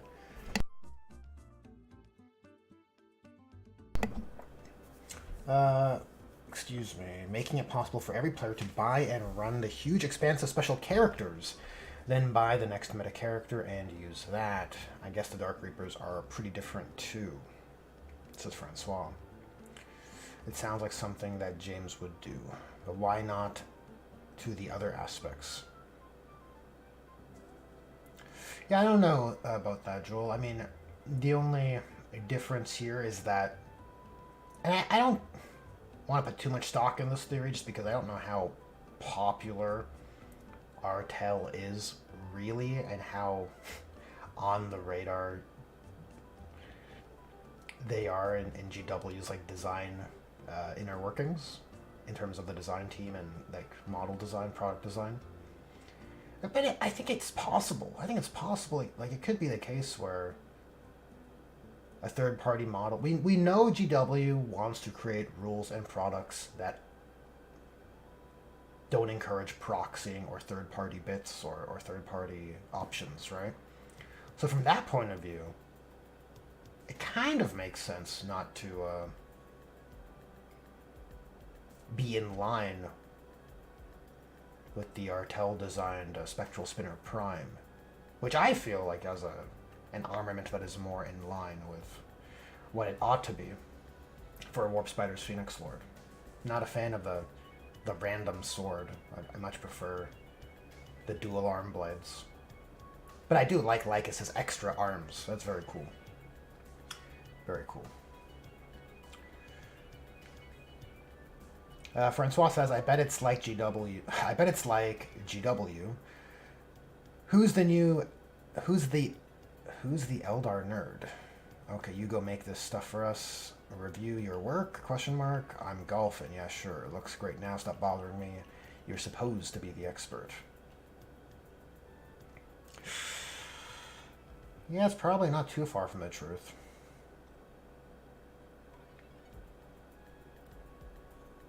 Okay, so, yeah, this is today's article. Summon the demons of Slaanesh with an outstanding new Emperor's Children detachment. Outstanding, yeah. Look, I like that Biel-Tan's being flexed here. Look at this. Look at this, a little bit of exposure. The Biel-Tan forces again. That's neat. Surprised it's not, Saim-Hon, right? The box art Eldar. And then again, we have more Biel-Tan on this image.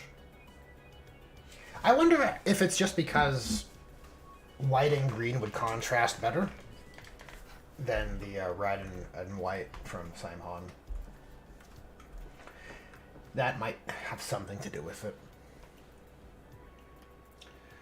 What does it say here? Few demons can match the depravity of the Emperor's children. For all of their arrogance and superiority, Fulgrim sons are... Yep, okay. Yeah, so we're looking at the Carnival of Excess detachment. And then they preview it here. And then show 2 enhancements and 2 stratagems. Well, all these leaks are like out there in the ether. Are they not? Are they not? I feel like they are. I think it's all been spread out over the interweaves. Carnival of Excess? Look at this. Carnival of Excess. We've done it.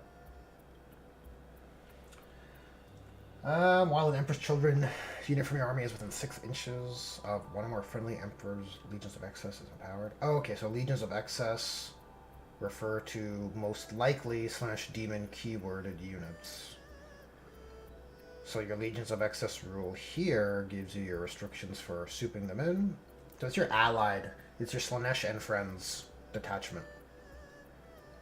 Using an empowered type system, which is interesting. I've dabbled with an empowered type system for the Word Bearers before, which is a fun idea.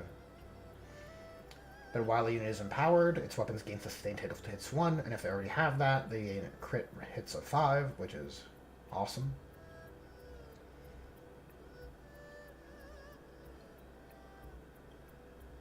Okay, so both sides get a empowered bonus from being near their immortal or their demonic kin.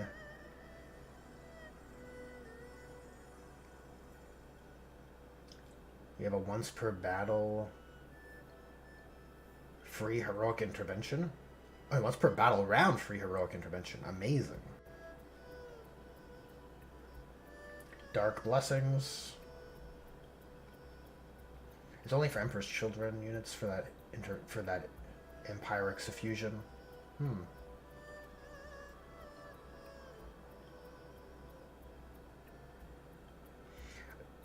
Oh, but you can pick 1 unit within 6 inches. That is amazing. That's super good. And these enhancements that just don't affect the bearer are just primo value. Once per battle, just after an enemy unit has selected its targets, the bearer can use this enhancement. If it does, until the end of the it has a 3. At the end of the phase, it has a 3+ invulnerable save. Is that what it says? Can I enhance? Can I enhance any further? It's probably a 5+. Probably 5+.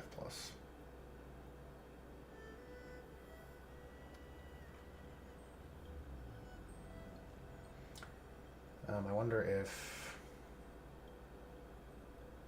Oh, it's not there. Dark Blessings. Nope. Weird. Weird how that works. Joel says green and purple contrast each other well. True. That is true.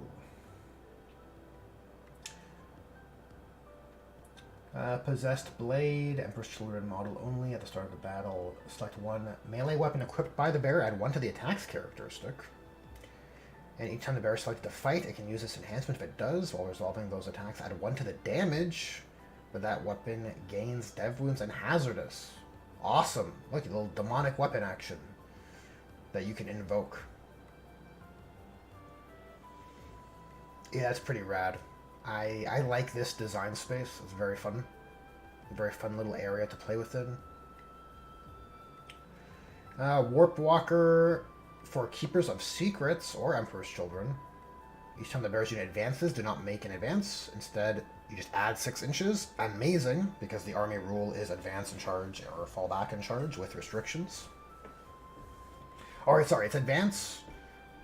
It's fight or shoot, or fight and shoot after advancing or falling back, depending on like unit target variety, basically. I like how they characterize the Emperor's Children's army rule, to be honest. I think it's a fun twist on a pretty standard idea.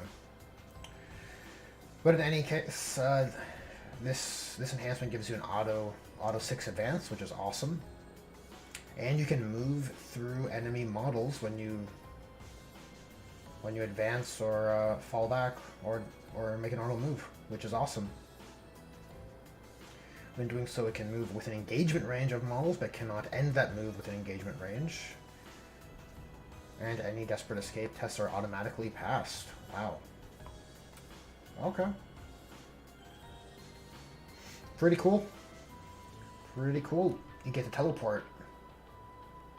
Is teleporting really a Slaanesh thing? Or is that more of a Tzeentch thing? I feel like it's more Tzeentch, but... You know, this is a Demon Friends detachment, so maybe you get some leeway there. On the Stratagem front, what do we have? Sustained by Agony. Who is Agony? Who is Agony? Okay, 1 CP for the fight phase. Just after an Emperor's Children unit from your army is destroyed. Destroys an enemy unit. I have a thing in the middle of my screen, so it makes it hard to read from where I am. Let me try and move my my camera stand here. Select one friendly Legion of Excess unit within 6 inches of your unit. One model in that Legions of Excess unit recovers up to 3 lost wounds. Or if it's Demonettes, you can return up to D3 plus 3 not destroyed models. Oh, that's kind of fun, right? You destroy a unit, you get a reward. Because you are sustained by the agony you have inflicted. Neat. That's a neat way to get some health recovery. Then we have Sycophantic Surge. Used in your charge phase, 1 CP, 1 Legions of Excess unit. So Legions of Excess is your demonic units.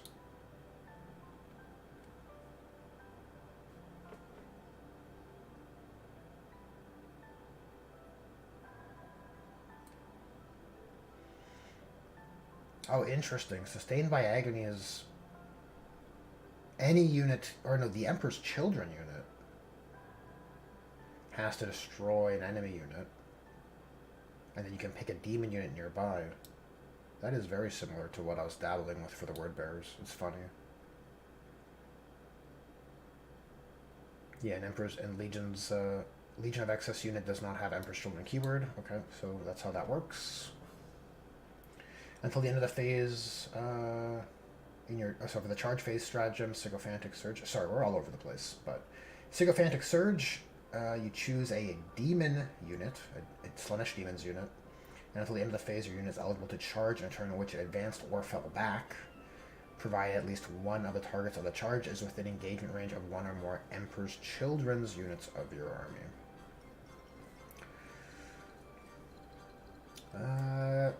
1 CP fight phase stratagem. Just after a Legions of Excess unit destroys an enemy unit. Same criteria. So you're competing for same kind of a circumstance here.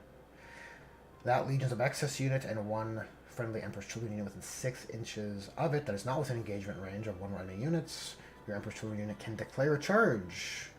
If it does so, and it has already been selected to fight this phase, it cannot fight again that phase. Wow!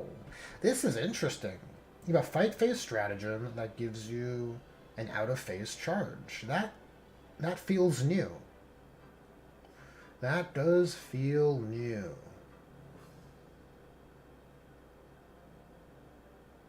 It only works one way, though. You have to have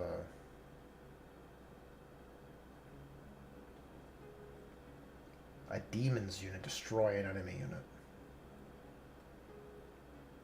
So effectively, after you have a paradigm where if your Emperor's Children's models units destroy an enemy, your demon units can recover, or if your demon units destroy an enemy, you can charge with your Emperor's Children, which is both are interesting. You have 2 CP for Violent Crescendo, also in the fight phase. A lot of fight phase. Yeah, a lot of fight phase strats. 1 Slaanesh Beasts, Infantry, and Mounted. That has not been selected to fight this phase. Or it's Beasts, Infantry, or Mounted. Until the end of the phase, each time a model in your unit makes a pilot or consolidation, it can move up to 6 inches instead of 3, which is good. When doing so, it does not need to end that move closer to the closest enemy model, provided it ends that move as close as possible to the closest enemy unit. That's why it's 2 CP. Because you're getting an exception there.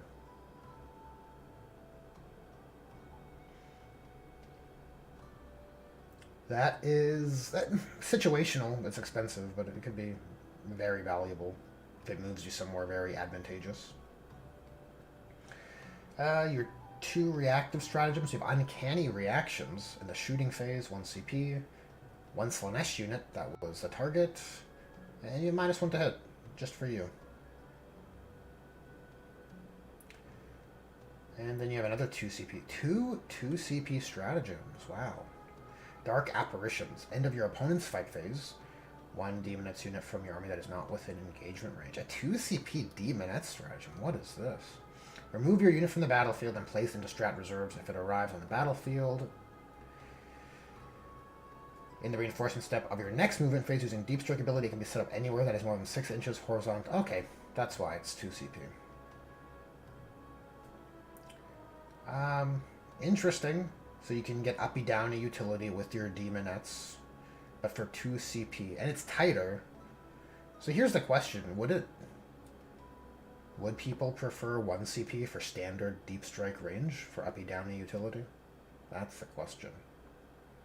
Because 2 CP is a primo price point. Well, that's the detachment.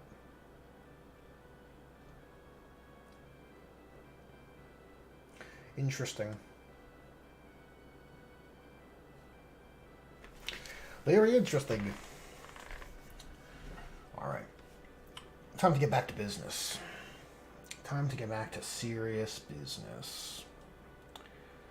We are going to switch back to the hobby space. Hobby view.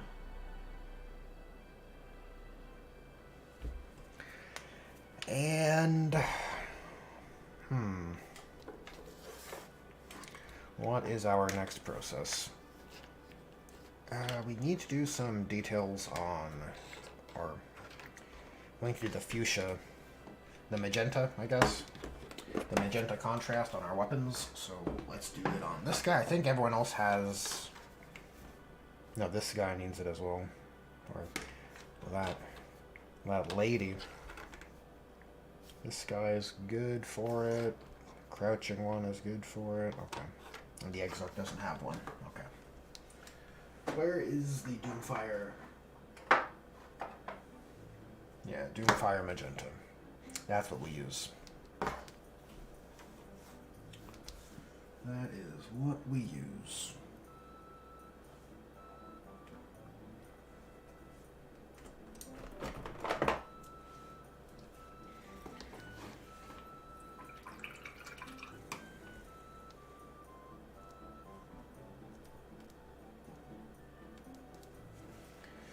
What did I miss on chat while I was heads down in the preview there?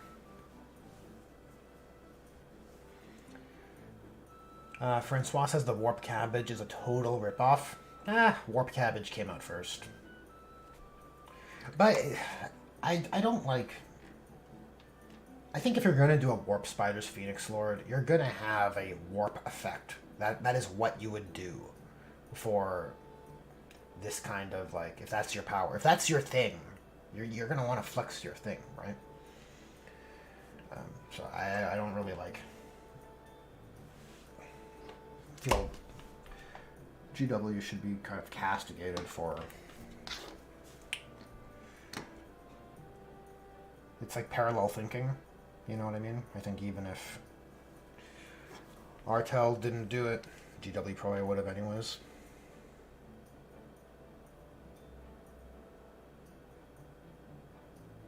Man, big sad. This brush's point is gone. Is expired.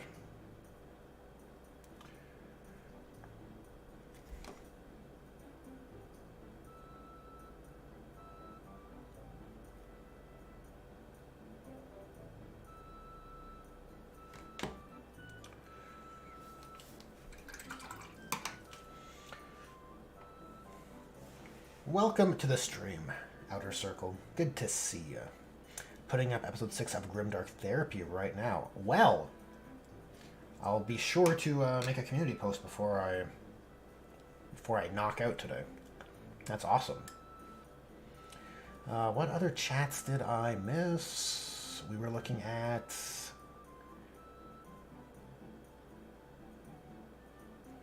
Francois says no demon nips equals not outstanding. Joel says a green and purple contrast each other well. True. The article says all Chaos Cult Legions will get their respective demons souped into. Yep, I noticed that as well, and it's kind of what we expected all along, I think. The GW, I think, really likes the Age of Sigmar faction layout for Chaos, right? The forces of Khorne, forces of Tzeentch, etc., etc. But you know what? I still look at still look at 40k's disposition, and even if you subdivide all the cult legions and tie in the demons, so it's not just Chaos Demons, Chaos Space Marines, Chaos Knights. Now it's Chaos Space Marines, World Eaters, Emperor's Children, Thousand Sons, Death Guard, and Chaos Knights. I still think Chaos as an alliance feels small, because you still have 5 factions of Marines, right? It's like, I don't know. Chaos feels very small. Until they add factions for Chaos that give them a more full-bodied sort of a presence in the galaxy that isn't just Marines and different flavors of Marines, they're just gonna feel small, man. They're just gonna feel very small. Like, you want a Dark Mechanicum, effectively, right? You want a Renegade Guard. And it doesn't have to be a whole army, right? GW could easily release a few characters and just upgrade sprues for all their existing guard shit.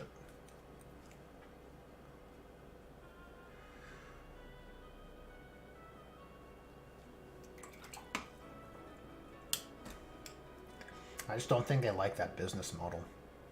I think they like products to be very isolated. I don't think they want you buying different ranges for things. You play this faction. You should only be buying this product, right? You can't be buying...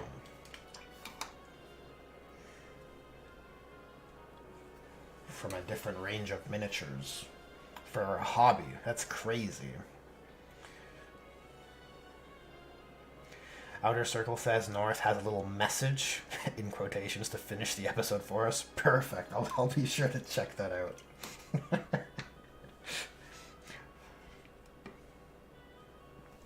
Francois says, right, Artel did it first and GW ripped it off. They're about as identical as could be. They are similar, but like I said, I really wonder if GW initially had the dual arm blades on their Phoenix Lord and then changed it to this generic power sword. Generic, it sounds like I'm being rude. Look, the sword looks fine, but I don't, I just find it weird. The one Phoenix Lord that doesn't use a weapon in keeping with its aspect squad's armaments, like, it's very, very weird to me.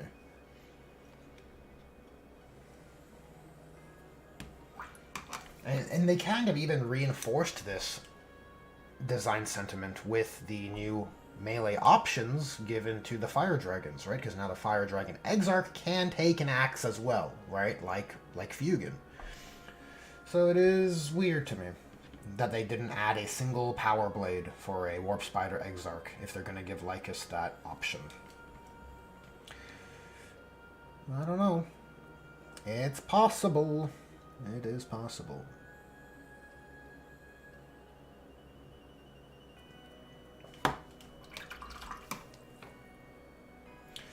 Outer Circle says, Guard head swaps are such an easy moneymaker. So many companies did well out of it over the years. Yep, true. GW prefers more of a buy, don't modify approach these days. Yeah, also true. Big sad. Sad, what is this? What is this? Some sort of hobby? Some sort of craft? Is some sort of creative endeavor? No way. And with the removal of the ability to buy bits from GW to accomplish conversions, you are forced into buying whole kits if you want to convert these days. Yep. Definitely lame.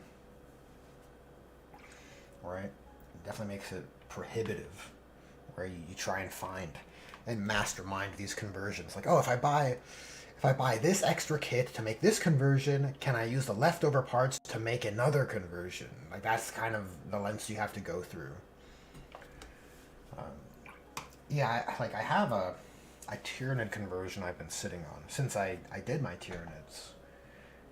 And it's like one of these situations where it's like, oh, would I need to buy two whole kits and just not have those units just for this one conversion? And it kind of is leaning that way, without getting into the weeds of it. But in the modern era, at least, look, we have 3D printing options, which shores up that hobby problem, right? And then look, if GW doesn't want to serve the hobby, the community will, and is, right? 3D printing will be more than adequate to enable kit bashing and converting, and it'll be GW's undoing, I suspect, in the long term. The more counter they are to the hobby, another, like, if they're not going to serve it, other sculptors and third party sculptors will.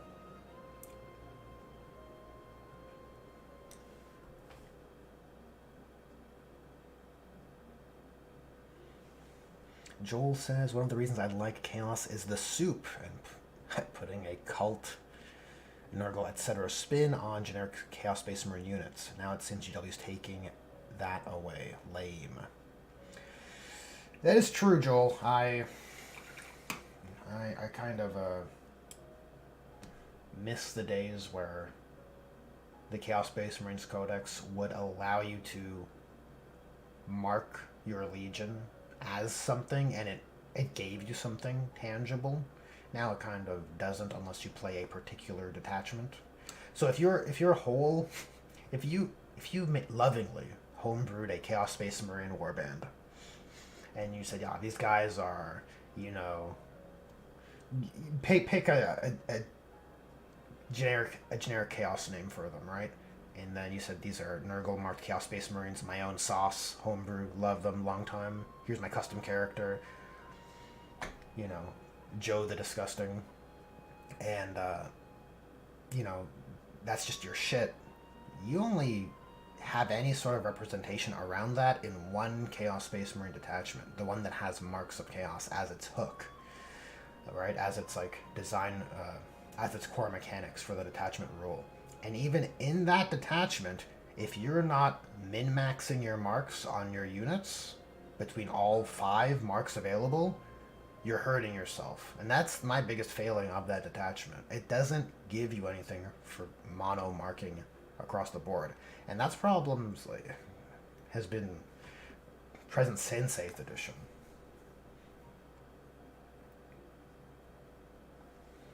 You need to make rules that reward the creativity of hobbyists and collectors and players. It can't just be like min-maxing game shit. Min-maxing my power, right? Oh, how powerful and how potent can I be? What's best, right? You have to kind of reward. Like, you create this play space for players and hobbyists to make creative choices, and you kind of need your rules to reward that. Right? Within reason, of course. But to me, it's like a rules management failing if the rules aren't rewarding the hobby efforts of us, of those who are passionate, let's say. Outer Circle says, remember how old Chaos Space Marine had a generic mutation sprue in the box? That way you could theme your level of corruption or type? I miss that. Yeah. Emperors, Children's Predators look sweet. For instance, plus Nova Sonic, Dreadnought / Hellbrute. Why, James? Yeah, the Sonic Dreadnought would have, I think, been a huge hit. But like Angron's release, I don't think there was any pressure, right? What would, if Games Workshop is releasing Fulgrim, and that's just going to move product regardless, because people get excited over Primarchs. And new models, period, honestly. But if it's Primarch is just like that to dialed up to 11. If that's the case, does GW need to make a Sonic Dreadnought? Do they need to make Red Butchers with the World Eaters release? Like, those are the questions that come to mind. And like, from a very cynical point of view, I don't think they need to. And therefore, I don't think there's an incentive to do it. Which sucks. That's how, like, I'm assuming their framing is, but it certainly seems to be that way. Alright, so I guess the next elements we're looking at here are probably our gems. Probably our gems. We're looking for turquoise, which is done on this one. Got like some blue gems, and I think the crouching, the superhero landing one is also done. Okay, so these three. Paint some gems. We got the black paint out. We're gonna use, what are we gonna use? Probably these Temple Guard. Temple Guard's a nice color. A nice shiny for those hot spots on the gems. And maybe Sotek Green for the medium color. That's what we're gonna do. Look, I did these ones green. I thought we were gonna go with green gems, but I changed my mind.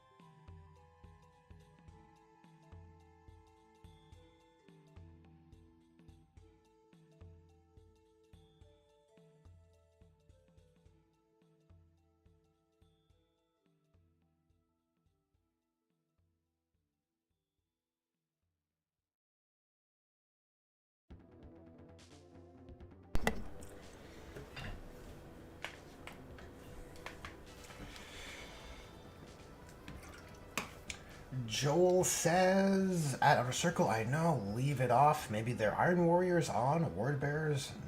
Now it's all Black Legion. In a way, I mean,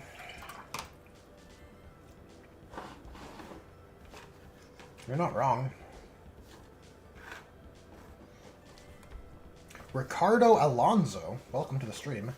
Have you decided if you will repaint the Spider Lord? Yes! Yes, Ricardo Alonso, I have. And I have started.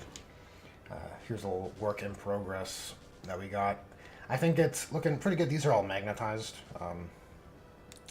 So I can still remove them and touch them up.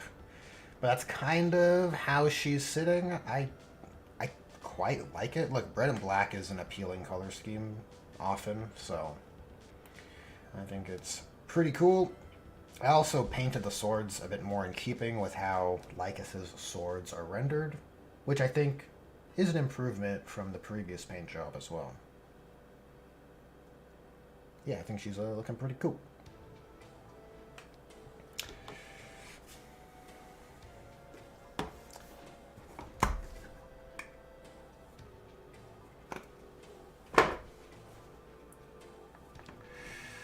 I think she's looking pretty good.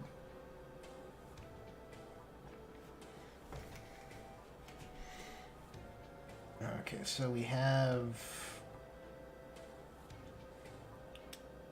3 gems, I guess, on each of them, which isn't too bad. It's manageable. It's a manageable amount of gems.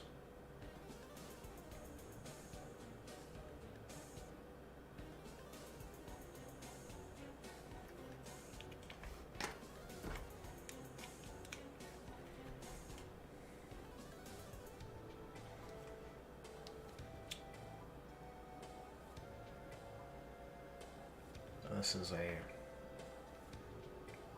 bit... Oh, God. This is how accidents happen.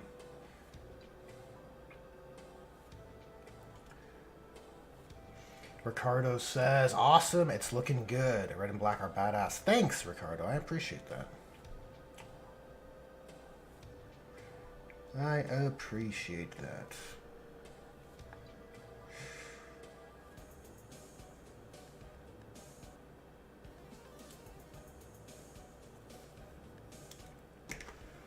Yep, soon. Soon we'll have a Warp Spiders YouTube short spin job with this squad. This squad and the Prime. I think it looked pretty cool. Still kind of trying to find a cool soundtrack to use for those. It's kind of fun to try and find a thematic, like a thematically fitting soundtrack with the right kind of energy. That also is like a fun reference. Like when I first did the rotation for the previous paint job, I used a Spider-Man Into the Spider-Verse soundtrack, which I thought was pretty cool. You know, a spider jumping through portals. It seems on brand.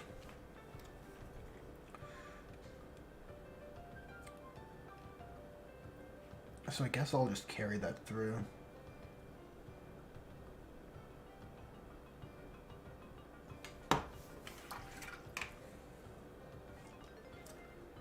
A trickier one to find is something for the spectral, the Shadow Specters. What kind of soundtrack or theme, musical theme, has the right energy for Shadow Specters, right? I think you want something ethereal, right? Something that has a sort of a, you know, ghostly quality. It's a weird word to use to talk about music, but I think that's the right kind of area you want to occupy.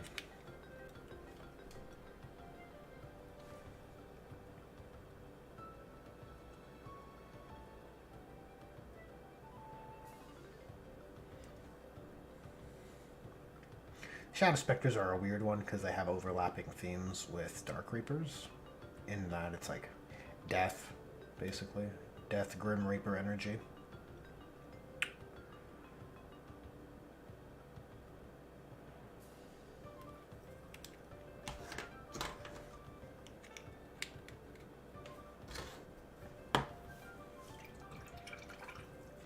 Outer Circle says, remember the Eldar Wraithlord Farseer? Of course I remember. Dude, the Wraithlord Farseer is based. Oh, man. Yeah, it's in Legends now, which is expected. Like, fuck, Legends is a... Legends is a... it's a can of worms, man. It's a can of worms. I think GW's squandering Legends, personally. I think Legends could be a golden goose of good faith if handled correctly.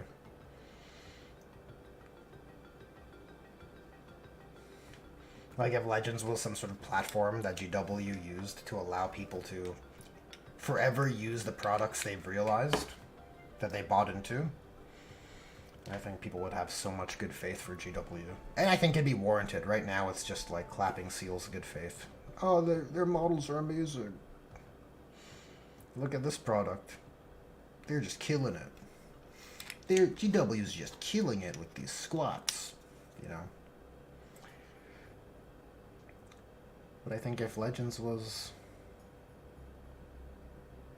Like, imagine if you went to Warhammer Community and they, like, actually upkept Legends. Like, your Legends that you've made. Your Brayarth Ashmantles or your, you know, Tiberios that you've bought into and realized. And you can go to Warhammer Community and they get updated. That would really be a Warhammer Community website, you know? Then it's like GW is doing something for you. Doing something for the community.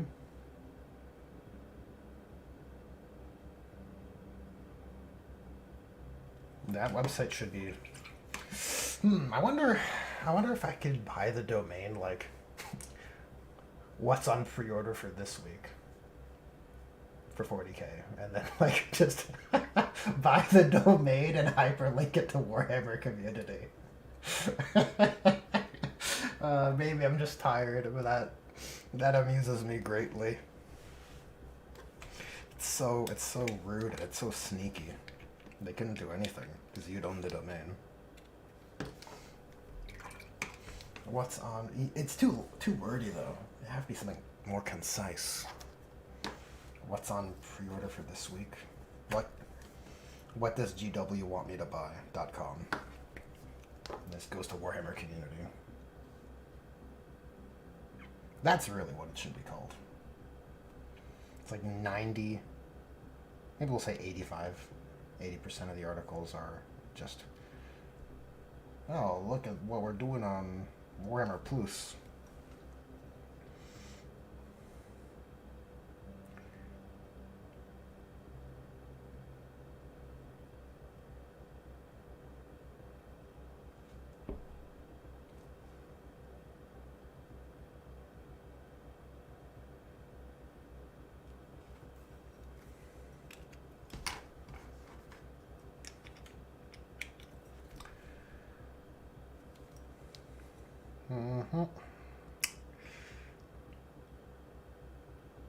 Yep, sometimes you just gotta silently paint and not say anything.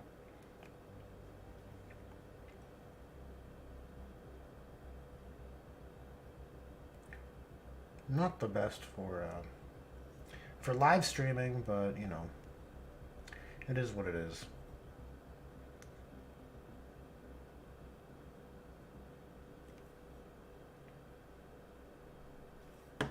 I am rather intrigued. I am rather intrigued about what Me Wargaming is doing with this worldwide narrative campaign. That also feels like something that Warhammer Community should be doing, or GW should be doing, right? These kinds of initiatives that actually would foster an actual sense of community. So I'm really rooting for that to be a success for them.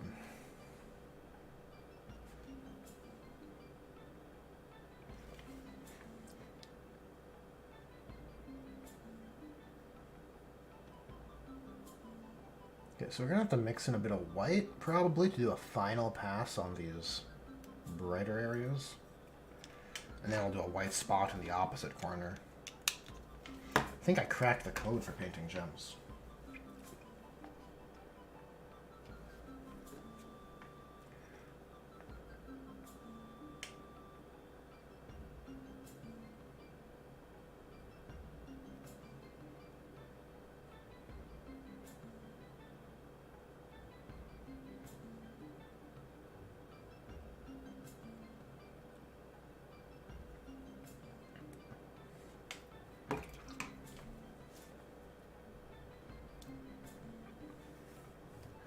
Also, just notice I missed a spot in this guy's gun, and it's so forward facing that I kind of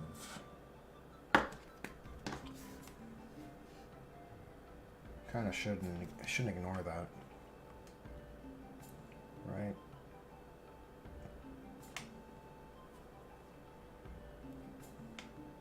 Like these edges are front and center. So we'll kind of do it that way.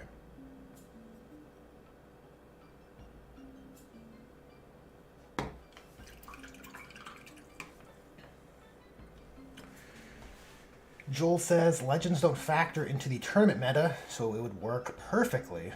But that's their only care. Meta sells models, so we're never getting that. Yep, I could not agree more. I am much to the chagrin of many in my circle, I poo-poo the damage the shift to a competitive framework has done. On the same token, I also don't know how you grow. If your goal is to grow the hobby, I think competitive is the best, like, feeding into that orientation for the IP or the tabletop game is how you would best do that. But I don't know if it's a net good. Maybe. I don't know. I'm very mixed on it. There's definitely some positives that you gain from just having more success, I guess. Also negatives, though. Outer Circle says, do you think we'll ever get aspect Wraith units?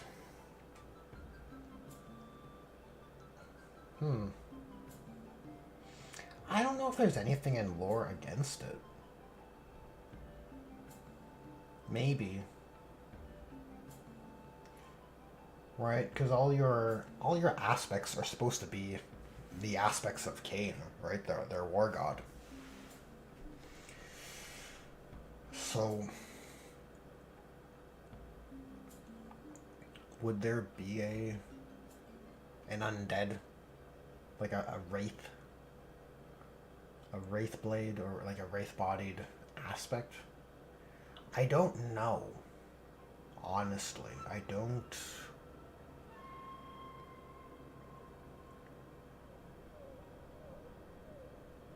I'd be open to it. I'd certainly be open to it. I think we could also see like a psychic one. That's also something that hasn't been explored. But I don't know, is there a hard contradiction for Cain and psychic stuff in the same way there is for Khorne and psychic stuff? There does seem to be some intentional parallels between the Eldar and Chaos Pantheons. So I feel like there might be an issue with a psychic aspect. That's possible. Or maybe you term it differently. Maybe you expand aspect warriors so they don't have to only be for Cain, right? Like if you really were trying to, and a little bit of a teaser for Grimdark Therapy, but we talked about this topic earlier today actually. This idea of like restoring the Eldar Pantheon. Like if you have a new god, right? If you have Ynid, a new god of death, why can't you have aspects of Ynid, right? If there are restrictions for Cain, you can have aspect warriors and through these other avenues, right? You could have aspects of Isha or Kegarak. Like why not? I don't there's options. I think you could. Right? Especially for something like Isha, right? If it's like a parallel to Nurgle, life and death and all of this. Or even Ynid, because actually Ynid is their god of death, so that is a good place where you could feasibly have an aspect unit, a Wraith form aspect unit.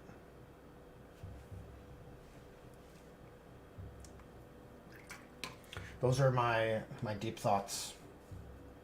My deep thoughts on Eldar aspect hosts.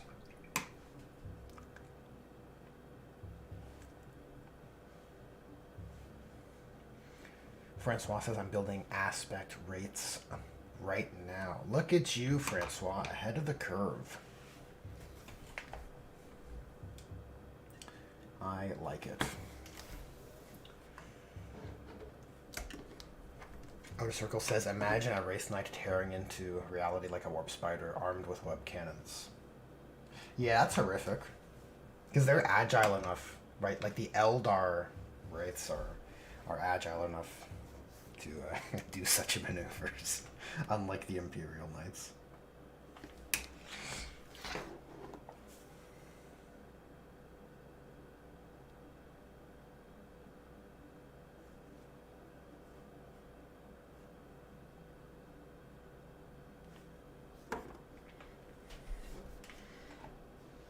Okay, so I just want to brighten up these sections here a little bit before I put our contrast in.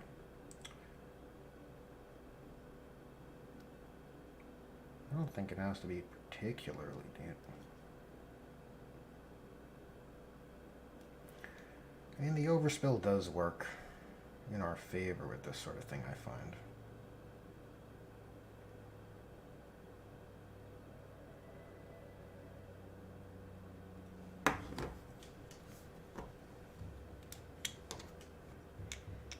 Actually, we can do the same on this guy's gun. He, or I guess she, is missing those magenta details. Oh, that is runny.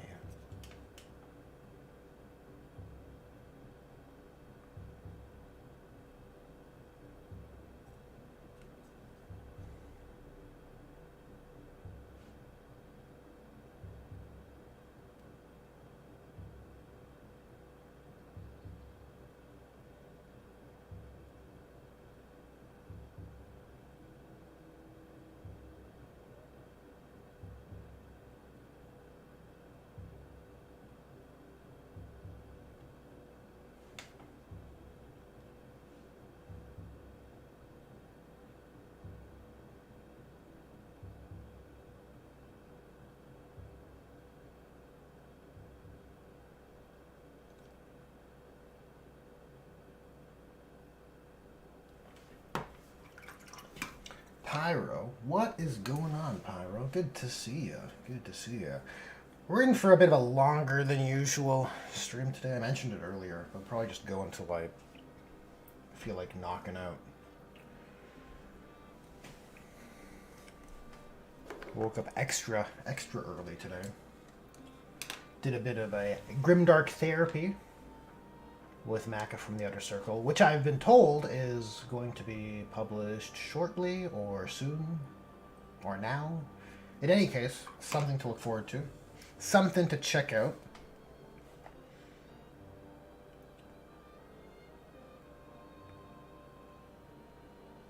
All right.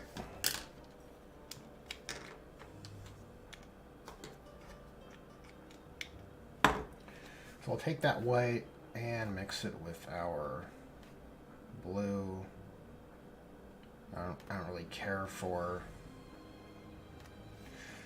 it being a particular exact shade. We're just looking for something subtle anyways. Just for a smidge. Just a smidge on these gems.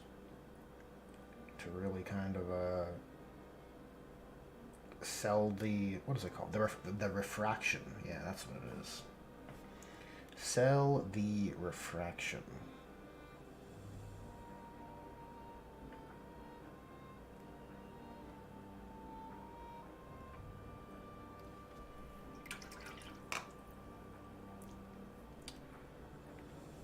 I think this one could be a bit brighter towards the middle.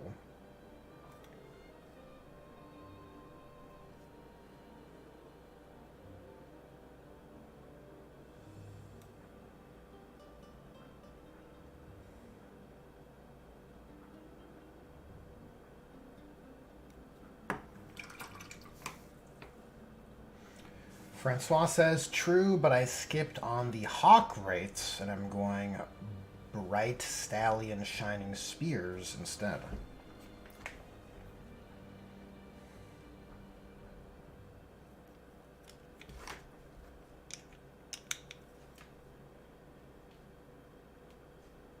That sounds pretty cool. Yeah, configuring all of your wraiths to evoke an aspect warrior is a fun bit of a hobby project there for sure.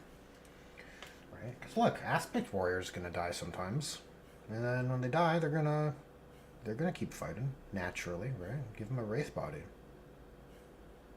It only makes sense.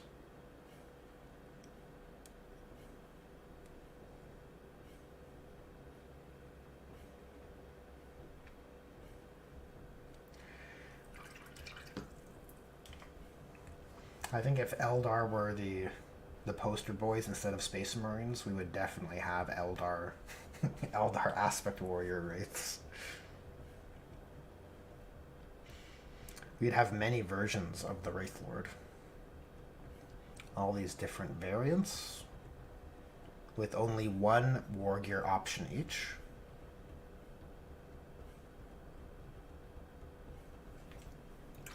Because you can't just have a single chassis with different options you give it for different jobs. That just makes too much sense. Too logical. We cannot do that.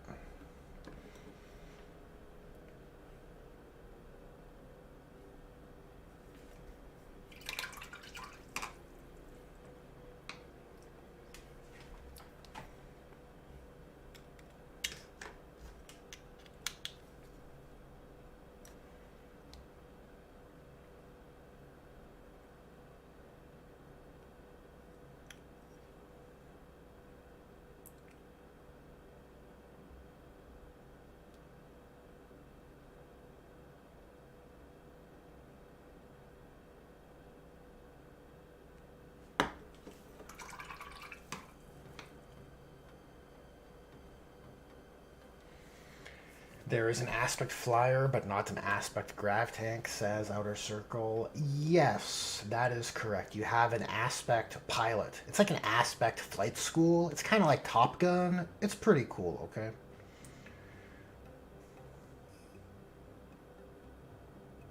I actually don't like it. I like my aspect warriors on foot. I like when they have a Phoenix Lord. I like the meme. I think it's very fun. I'm not a fan of aspect vehicles, but if you're gonna have a plane, like why wouldn't you have a biker, right? Why wouldn't you have a tank?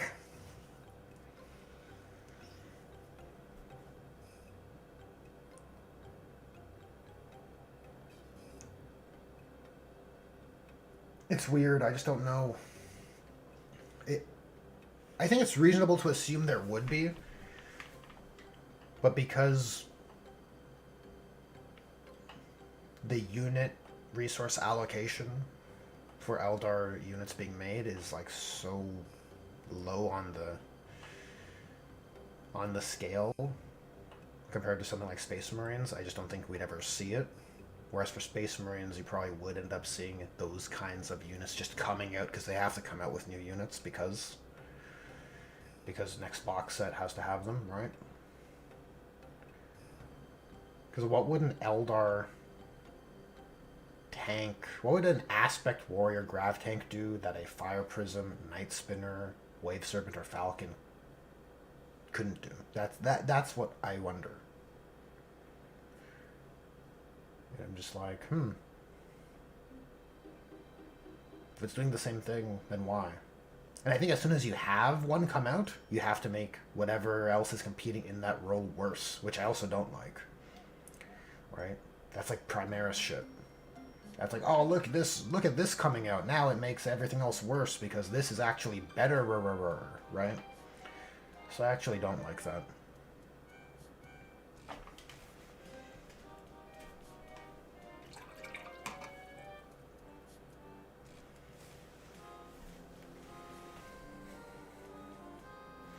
Silver's Scratchbolt Productions, welcome to the stream.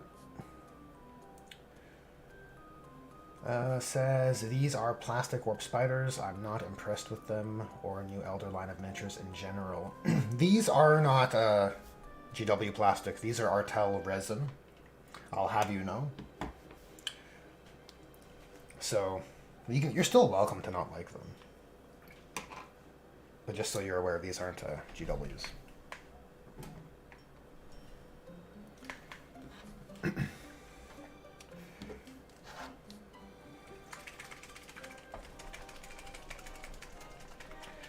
Outer Circle says, Aspect Wave Serpents. This guy is the best of the best. He has seen combat like you've never seen, and one of the finest graduates to ever pass through the School of Transport. Yeah. Yeah, very much so. That's the kind of energy I'm talking about. Aspect Flight School. Jesus. But that's what it would be, right? It just seems weird. It just seems weird to me. It's just a byproduct of that era when GW was really into making airplanes.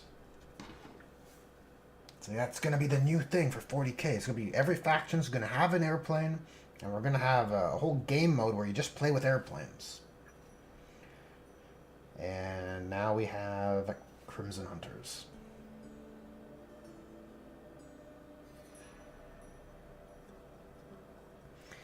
Now we have Crimson Hunters.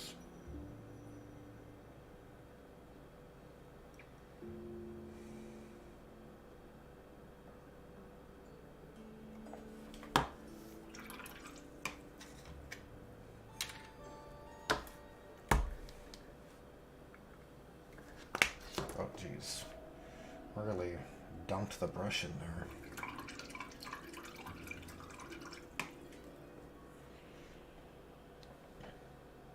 Pyro says, man, after I'm done with Alpha Legion for Horse Heresy, I got to move to Mechanicum.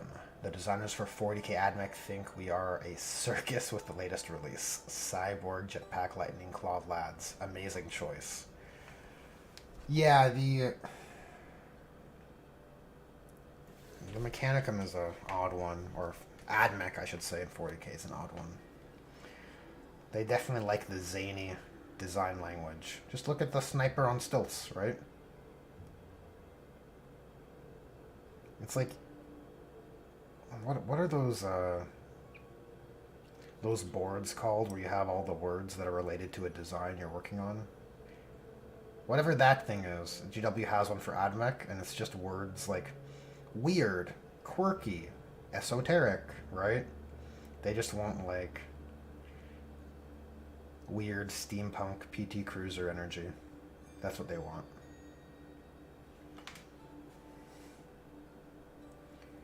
And I think there's like there's an area of AdMech where that is applicable. I wouldn't want it gone, but I think it's like a bit too focused when it comes to their look. I think everyone who likes AdMech likes how they look in 30k more than 40k. And I think they liked how they looked when they initially debuted in 40k more than they look now. At least the newer units, anyways.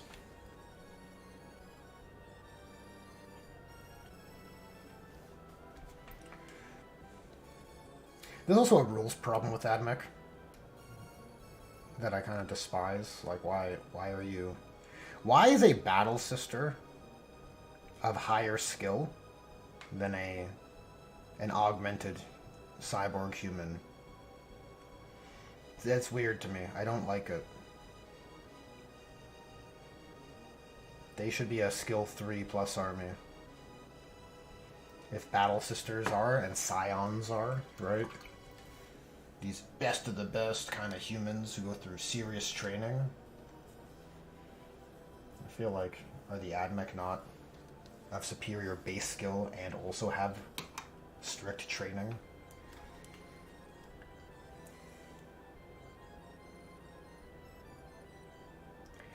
Seems a bit weird.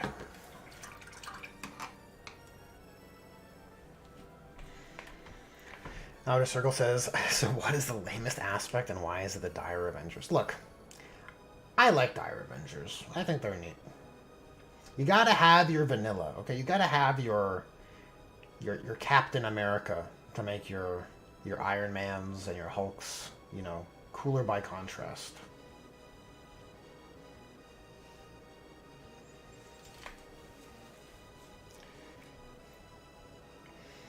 The reason, I guess, why they're the most boring is they're the most similar to Guardians, right? It's effectively like you have your baseline Astartes, then you have your Sterngard veterans, and you're like, oh, okay, look, that's the better version of the regular stuff.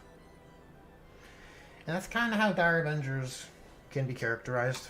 So I guess that's maybe what you're alluding to there. Pyro says, however, I would have liked the big tech priest with either big guns or a big axe. The elite choice first. Just because the resin kit doesn't come with all weapon options, I wish it did.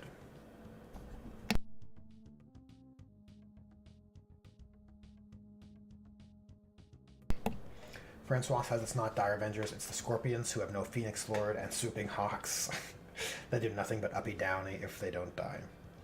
Francois, look, Swooping Hawks are pretty good, okay? I quite like Swooping Hawks. If you're talking about it from a rules point of view, I think their mortal wound output is useful. I think it has a tactical value, certainly, to just get more grenades, more mortal wounds pretty easily.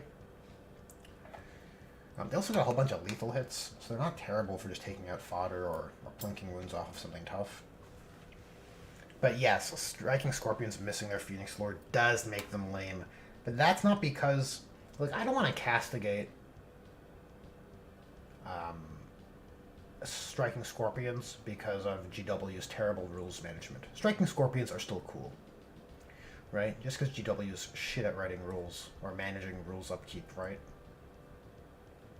It'd be like saying Braerth Ashmantle isn't cool because he doesn't have a model anymore or rules anymore. Braerth Ashmantle will forever live in our hearts, right? He's cool as shit.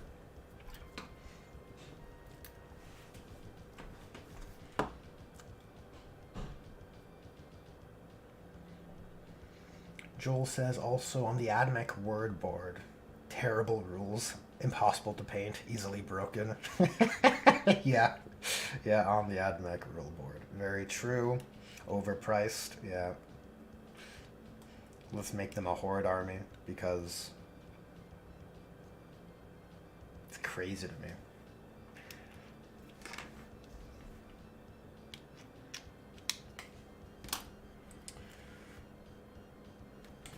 Okay, let's try and do a little dot of white, right, for these gems. See if we can just dab them.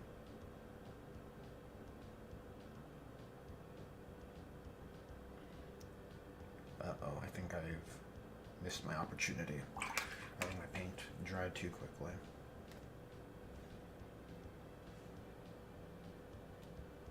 Let's try this one. Oh, that's terrible. Terrible. Okay, we're gonna have to clean that one up. Which is fine. Which is fine.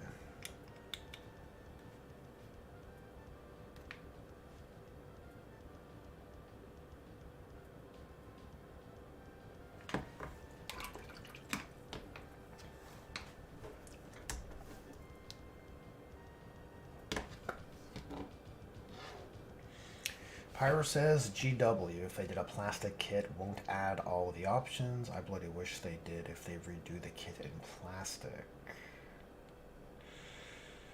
Are we talking about automatons?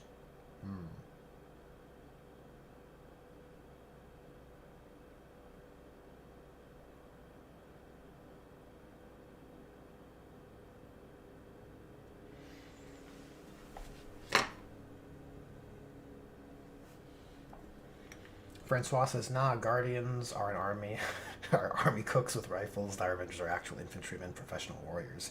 That is true. Guardians are actual Dire Avengers are actual warriors, right? They are on the path of the warrior, so to speak, of the aspect warrior. And the other guys are cooks, but even still, you know, the Eldar cooks with rifles are still of superior skill than your your average human, who is, you know, your average guardsman. I think that's the point. That's the point of that. It also feeds into their dying race, sort of thing.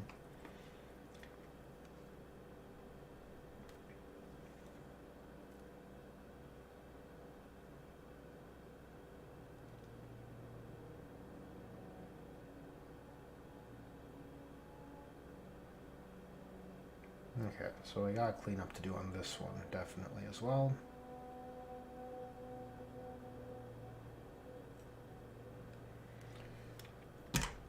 Yeah, we got cleanup on all of them. Amazing! But look, we're nearly done. Nearly done. That one's a bit large.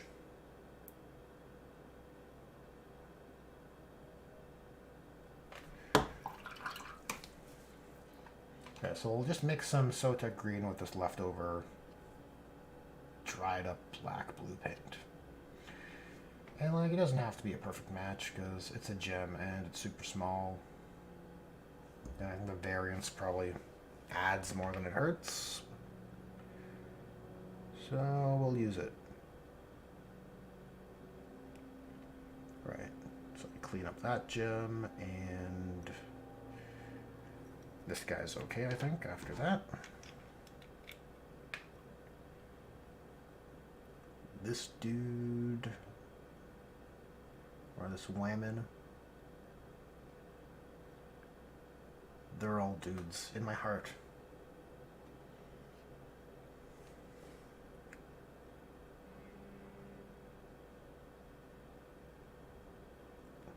Oh crap. I just kind of wanna, I just kind of am seeking to reduce the thickness of that highlight.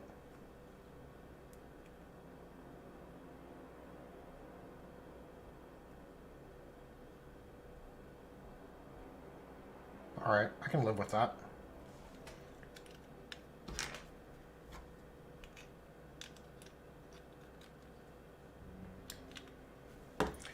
Outer Circle says, what's the meme where the woman is sitting at the desk and in the top panel it's a handsome man hitting on her and she's into it, and in the bottom it's an ugly man and she calls HR?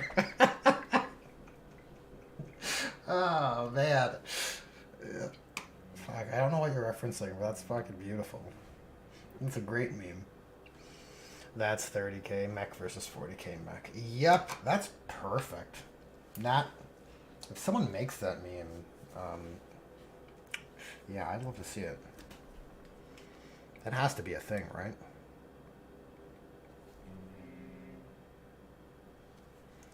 That has to be a thing.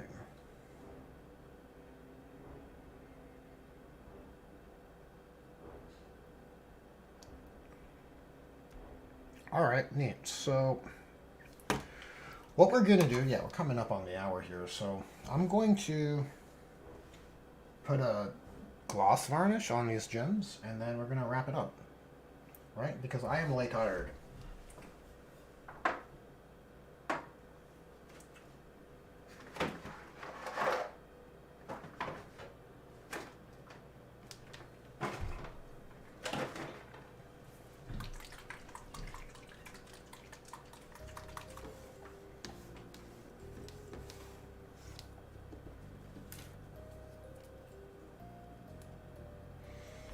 What 30k Mechanicum is really bad?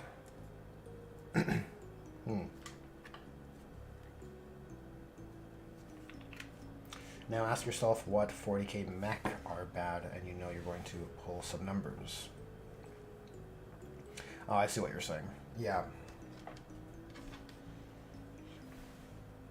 Yeah. I am fully of the opinion that the only reason GW does not want to encourage 30k AdMech product to be usable by 40k AdMech players is because they can't support that level of production. I think they only allocate so many products per game system. And I think that's also part of the reason Horus Heresy units are in Legends. At least in part.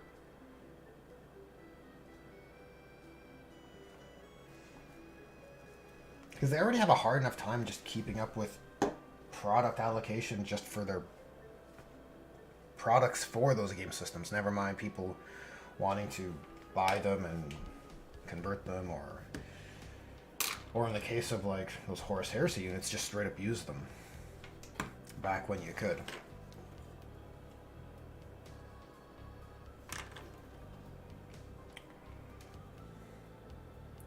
Alright, so look, her gems are done. So it's just these three.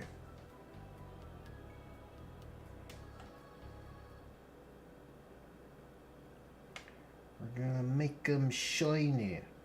Nice and shiny.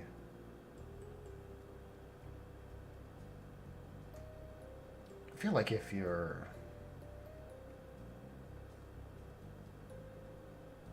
painting gems for Eldar, they gotta be pretty.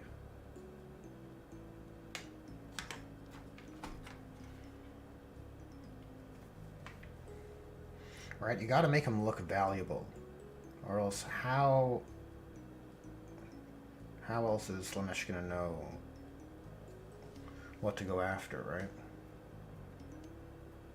You want to make them desirable.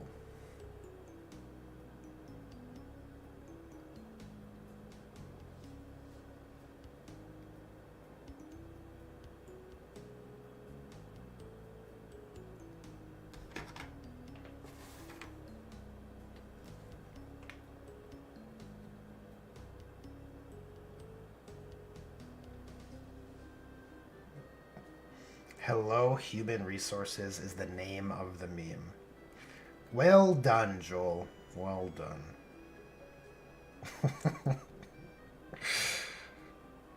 God.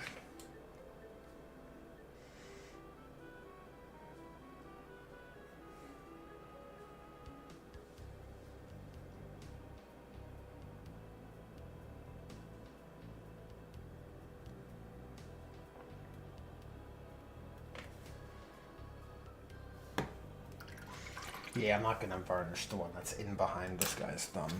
I don't think it's worth it. Alright, well, look, that's kind of how they're looking. We got these two lame-o poses. Looking pretty good. Looking alright. Then we got the other three that are much better poses, I think.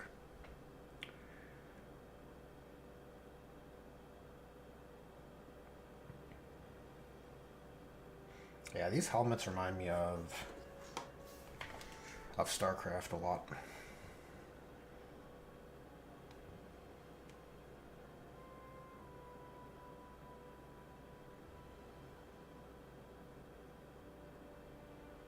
Very cool. All right, dudes. Well, I am late tired, so I'm gonna wrap things up here. Been going on for quite a while, actually. Right. So if you made it to the end of the stream, you guys are the real hobby heroes. Special thanks to everyone who tuned in, shared in the hobby camaraderie, and there should be a new episode of Grimdark Therapy debuting shortly, or even now, maybe. If not now, definitely soon. And you can find that over on Maka's channel on the Outer Circle. But with that,